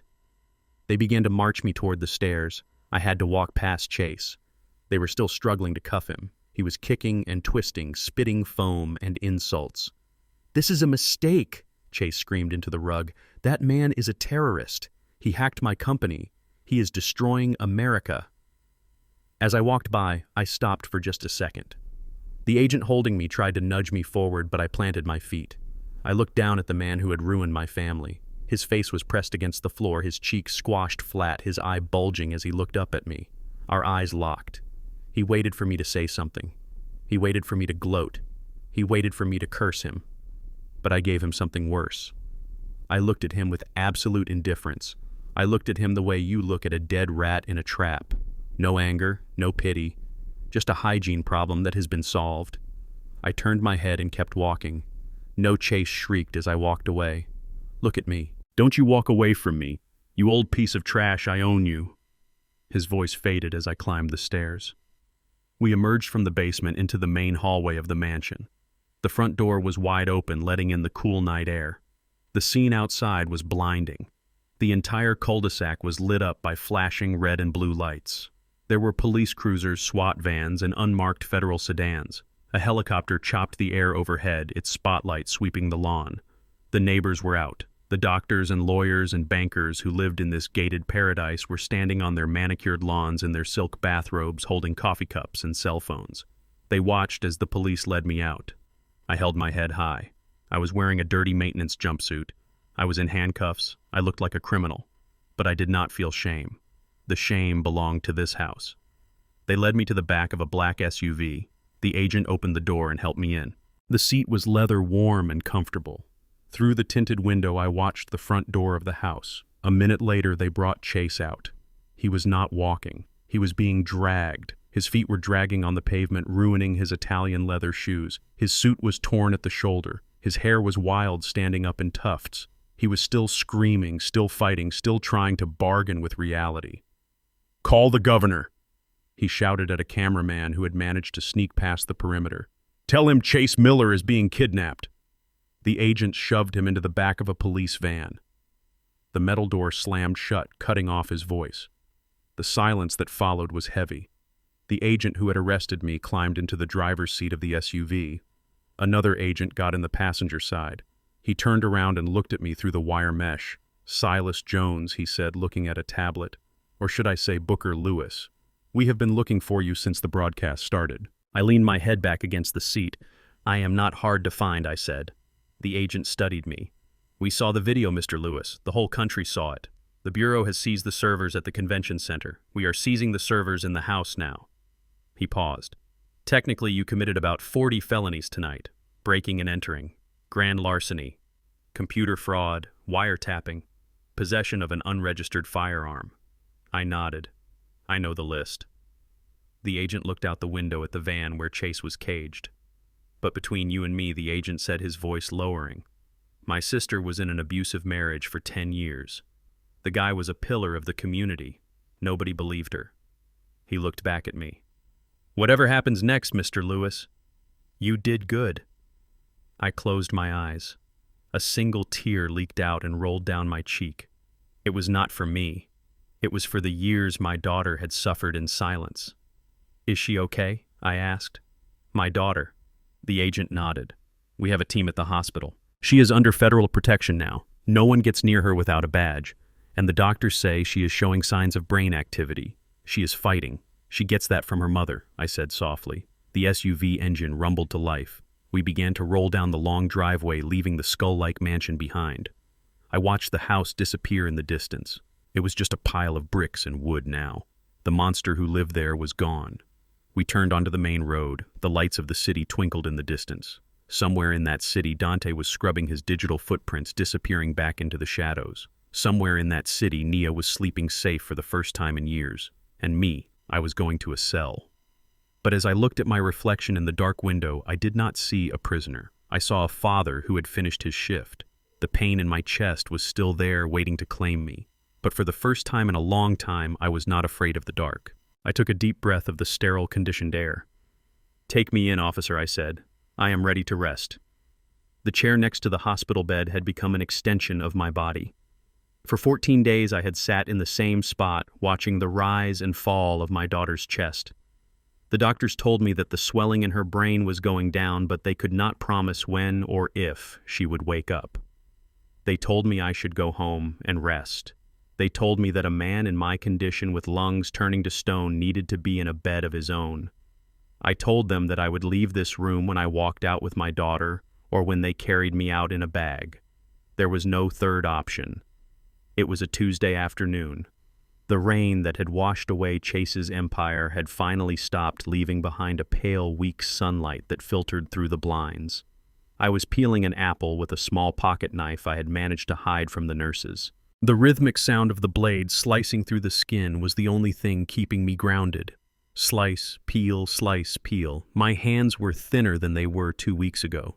The cancer was eating me alive from the inside out, I could feel my ribs pressing against my skin. Every breath was a negotiation with gravity, but I was still here. I had made a deal with God. I told him he could take me the moment she opened her eyes, not a second before. I let a long coil of red apple skin fall into the trash can. I looked up at her, and she was looking at me. It happened just like that. No dramatic gasp, no flailing. Just two brown eyes open and aware, staring at me with a mixture of confusion and terror. The knife slipped from my hand and clattered onto the floor. I didn't care. I leaned forward, ignoring the screaming pain in my chest. "Nia," I whispered. "Baby girl, can you hear me?" Her eyes darted around the room. She was scanning the corners. She was looking for the shadows. She was looking for him. "Chase," she rasped. Her voice was dry and broken like dead leaves. "Where is he? He was just here." She tried to sit up, but the machines beeped in protest. Her heart rate monitor spiked. She was panicking. The trauma was not a memory for her. It was right now. In her mind, she was still at the bottom of those stairs, waiting for the next kick. I reached out and took her hand. It was trembling. "He is not here, Nia," I said, keeping my voice low and steady. "He is never coming back." She looked at me, and I saw the doubt. She had lived in his prison for so long, she did not know what freedom looked like. "He will come," she cried, tears spilling down her cheeks. "He always comes back, Dad. He will be angry. He will hurt you. You have to go. Please, go before he finds you." I squeezed her hand. I squeezed it hard enough to anchor her to reality. "He cannot hurt anyone anymore, baby," I said. "He is in a cage." Nia stopped crying for a second. She blinked. A cage. I stood up. I needed her to see me. I needed her to see the truth in my eyes. "We got him, Nia, Dante and I. We showed the world what he did. We showed them the video." Her hand flew to her mouth. "The video," she whispered. The one from the kitchen." "Yes," I said. "Everyone saw it. The police, the judges, his investors, his friends. Everyone know who he is now. He was arrested 2 weeks ago. He is in federal custody, facing charges that will keep him locked up until he is an old man." I watched the information sink in. I watched her process the impossible. The monster who had controlled every aspect of her life, who had tracked her calories and monitored her phone calls and timed her showers, was gone. But how she asked. "He is so powerful, Dad. He has so much money." I smiled. It was a tired smile, but it was genuine. "Not anymore," I said. Just then the door to the room opened. I tensed up out of habit, but it was not a threat. It was a woman in a sharp navy suit carrying a leather briefcase. She looked at me and nodded respectfully. Then she looked at Nia. "Mrs. Miller," she said softly. "Or should I say Ms. Lewis? My name is Sarah Jenkins. I am the court-appointed trustee handling the liquidation of Chase Miller's assets." Nia looked at me confused. "Liquidation?" Ms. Jenkins walked to the foot of the bed. She did not treat Nia like a victim. She treated her like the owner of the room. When the video was released, Safe Home's stock plummeted to zero overnight, she explained. "The company has filed for bankruptcy. The board of directors is suing Mr. Miller for fraud. But before any of that happened, the federal court granted an emergency injunction freezing his personal assets." She opened her briefcase and pulled out a thick document. "Under the Victims of Crime Act and due to the severity of the assault verified by the video evidence, the judge has ordered immediate restitution." She handed the document to me. I held it up for Nia to see. "What does it mean?" Nia asked. "It means Ms. Jenkins said that everything he owns, the house, the cars, the offshore accounts we recovered, the patent rights, it all belongs to you now.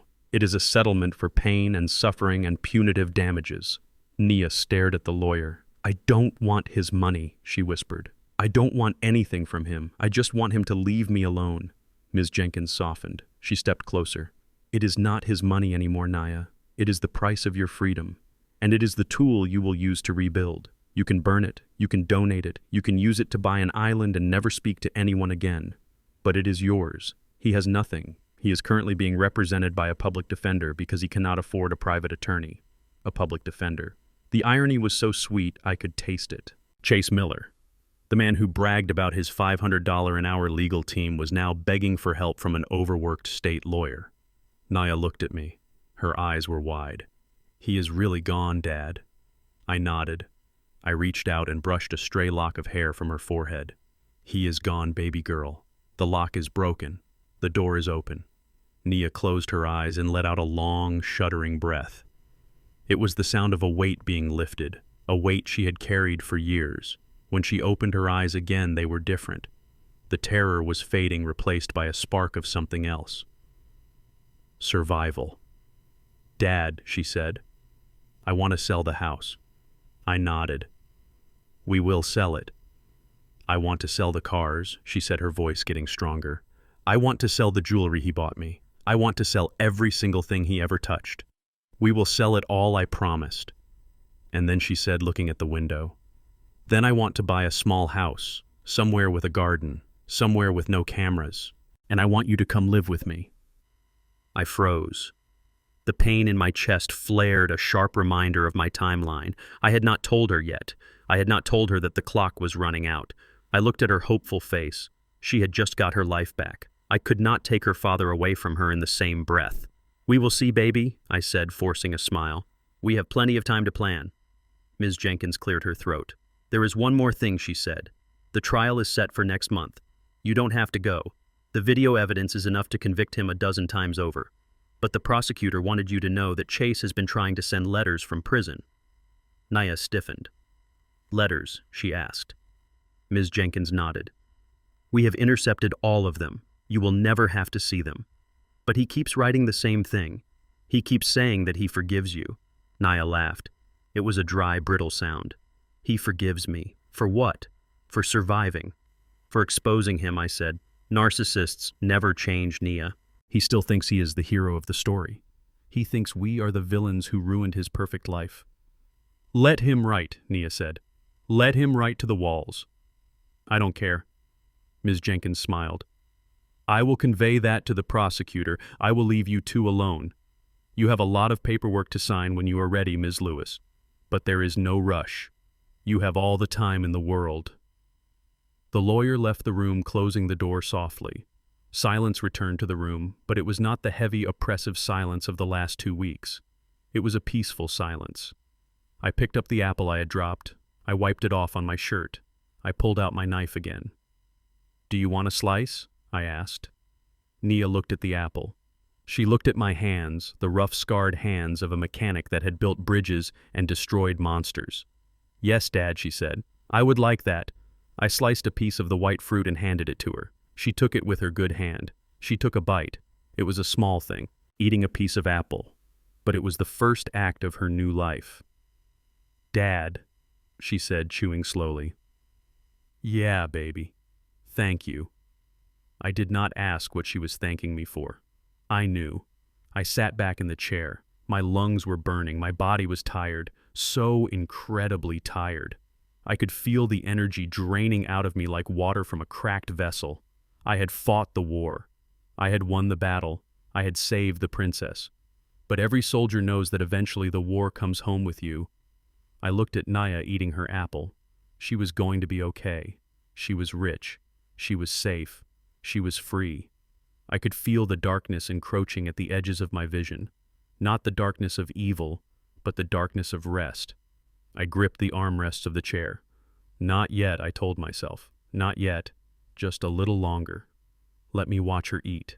Let me see her smile one more time. I took a deep breath and hid the shudder that ran through my frame. So I said, keeping my voice light, "A garden, huh? What are we going to plant?" Nia smiled. And for the first time in 3 years, it reached her eyes. "Roses," she said. "We are going to plant roses for Mom." I nodded, swallowing the lump in my throat. "Roses sound perfect," I said.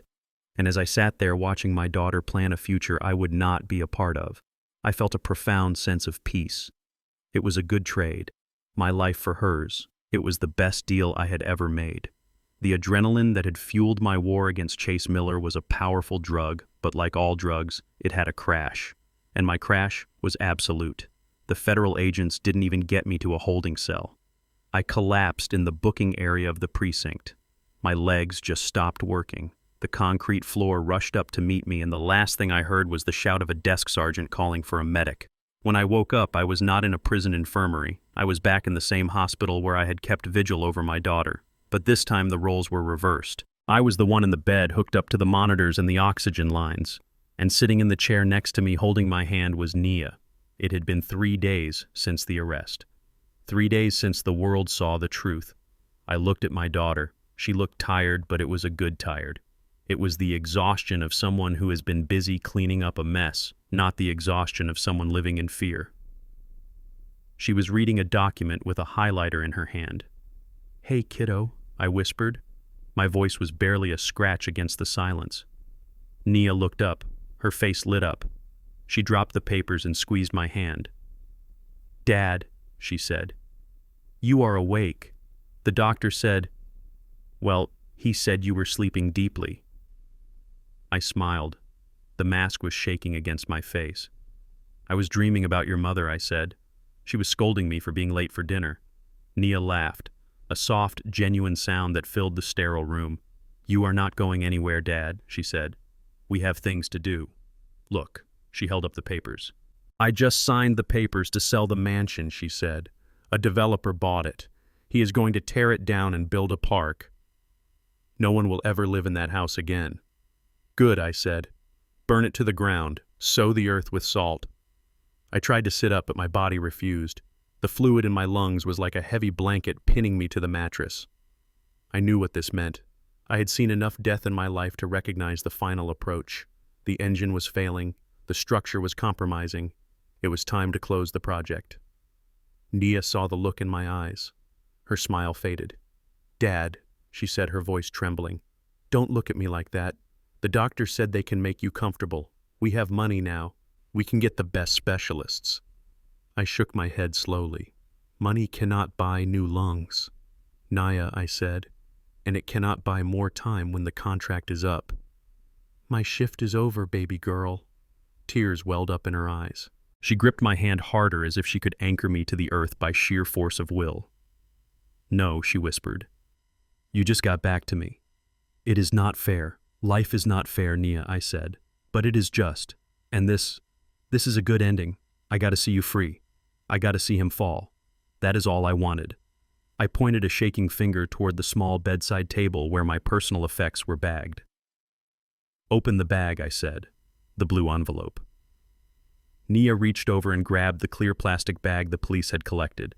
Inside was my wallet, my watch, and a folded blue envelope that I had carried in my jumpsuit pocket through the rain and the fire. She opened it. Inside were sheets of paper yellowed with age. She unfolded them on the bedspread. It was a drawing, a blueprint, drawn by hand in precise architectural ink. "What is this?" she asked, running her finger over the lines. "I drew that 20 years ago," I wheezed. "It was for your mother. We were going to build it down in the valley near the creek, a wrap-around porch so she could watch the sunset, a big kitchen with an island because she loved to bake, a workshop in the back for me." I looked at the drawing. I could see Rose standing on that porch. I could smell the pies cooling in that kitchen. "We never got to build it," I said. "The medical bills came, the work dried up, life got in the way." I looked at Nia. "Build it for me, Nia." She looked at the drawing, then back at me, tears streaming down her face. "Dad." "Don't live in a penthouse," I said. "Don't live in a fortress. Build a home. Build this house. Put it somewhere quiet where the soil is good. Plant your roses. Get a dog. Find a man who knows how to fix a leaking faucet and who looks at you like you are the only light in the room." I paused to catch my breath. The edges of my vision were getting gray. "Build it," I whispered, "and every time you walk through the front door, know that I am the one holding up the roof." Nia pressed the blueprints to her chest. "I will build it, Dad," she promised. "Exactly like you drew it." "Good," I said. "That is good." The room seemed to be getting dimmer. The beep of the monitor was getting slower. It was a rhythmic lullaby. I closed my eyes. The pain was fading now. The fire in my chest was cooling down, turning into a gentle warmth. I thought about the last 2 weeks. I thought about the fear and the anger. I thought about the moment I walked out of that basement, leaving Chase Miller screaming in the ruins of his life. I felt no regret. I felt no guilt. I had done my job. A father's job is to protect, to provide, to serve. I heard Nia crying softly. I felt her head resting on my chest. "Don't cry, baby," I murmured. "The war is over. We won." I drifted. I felt lighter than I had in years. The weight of the world, the weight of the secrets, the weight of the sickness, it all lifted off my shoulders. I saw a light. Not a tunnel. Just a porch. A wraparound porch with a swing moving gently in the breeze. And sitting on the swing wearing her favorite yellow dress was Rose. She looked up. She smiled. She patted the empty space beside her. "You are late, Booker," she seemed to say. "I had to finish a job," I told her. "Is it done?" she asked. "It is done," I said. "She is safe." I took a breath. A deep, clear breath that did not hurt. I squeezed Nia's hand one last time. "The foundation is solid," I whispered. And then I let go. The beep of the machine turned into a long, steady tone, but I did not hear it. I was already walking up the steps to the porch.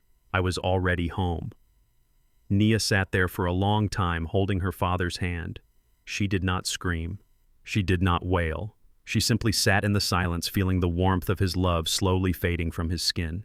She looked at the blueprints on her lap. She traced the lines of the walls, the curve of the windows. She wiped her tears. She stood up. She leaned down and kissed his forehead. "Goodbye, Daddy," she whispered.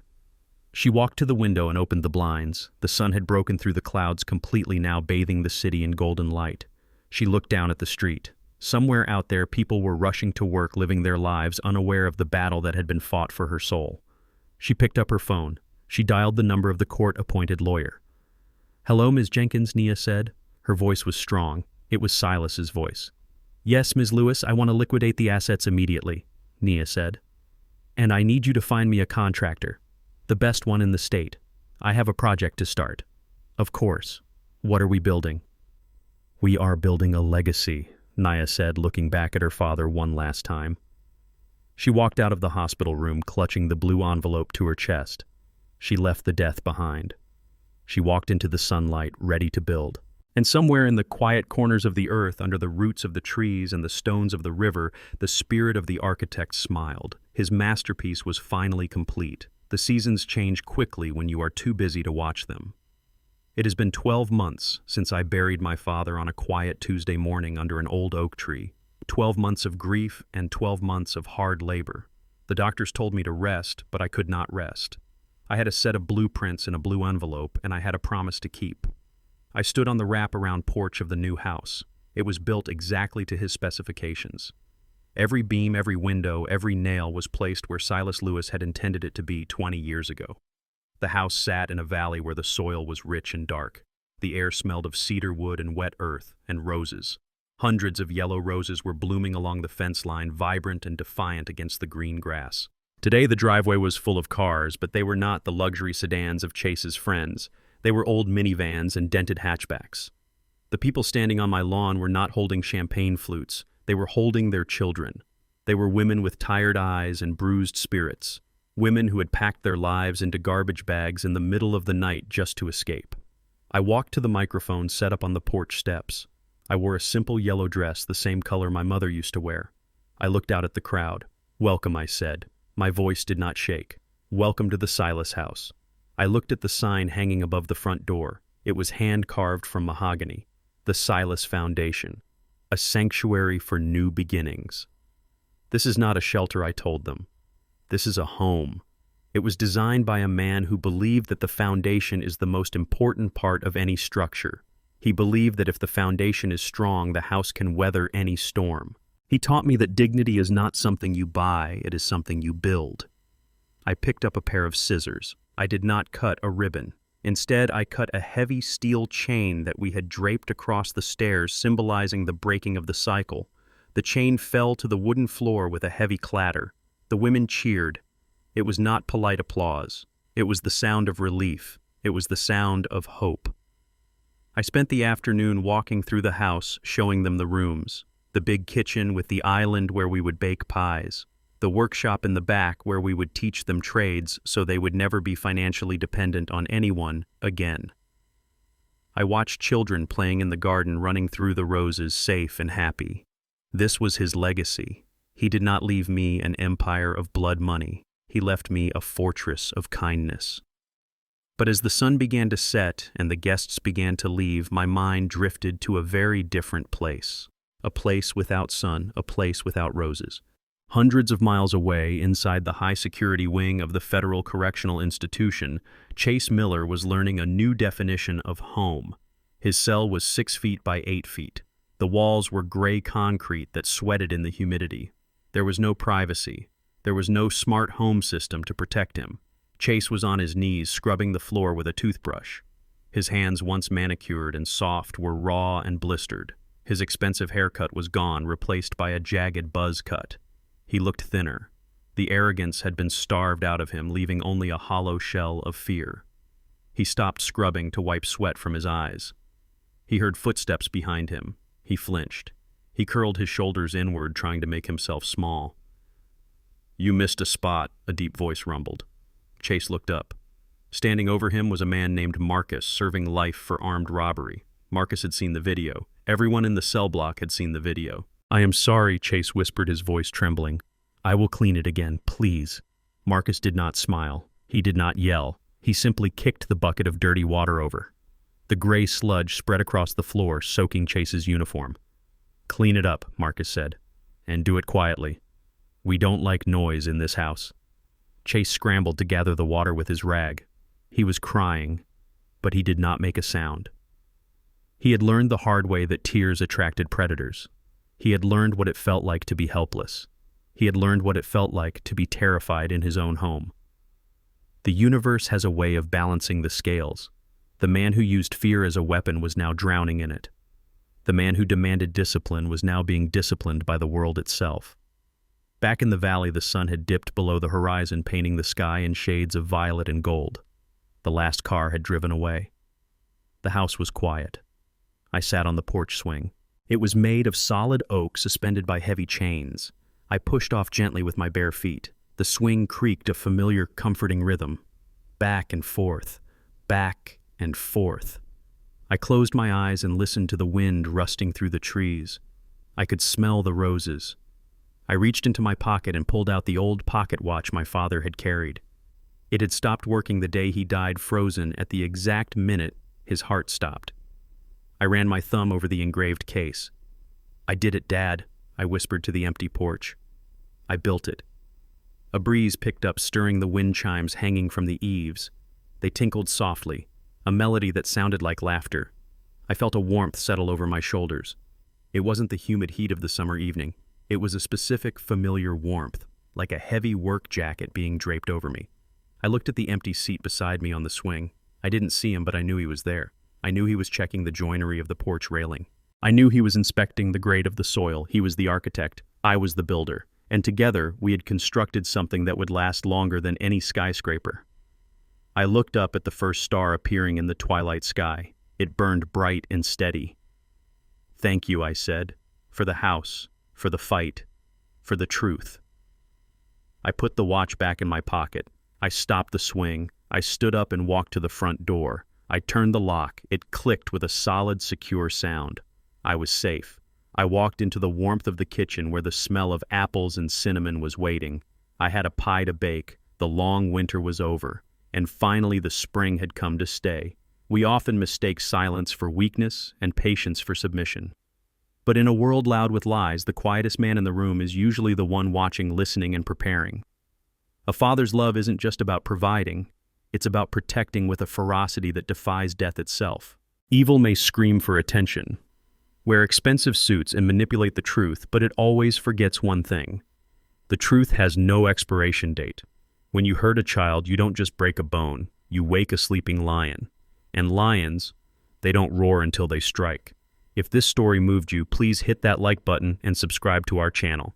Share this video with someone who needs to be reminded that the truth always wins in the end. And tell me in the comments, what is the greatest lesson you ever learned from your father? Thank you for listening, and remember to protect the ones you love.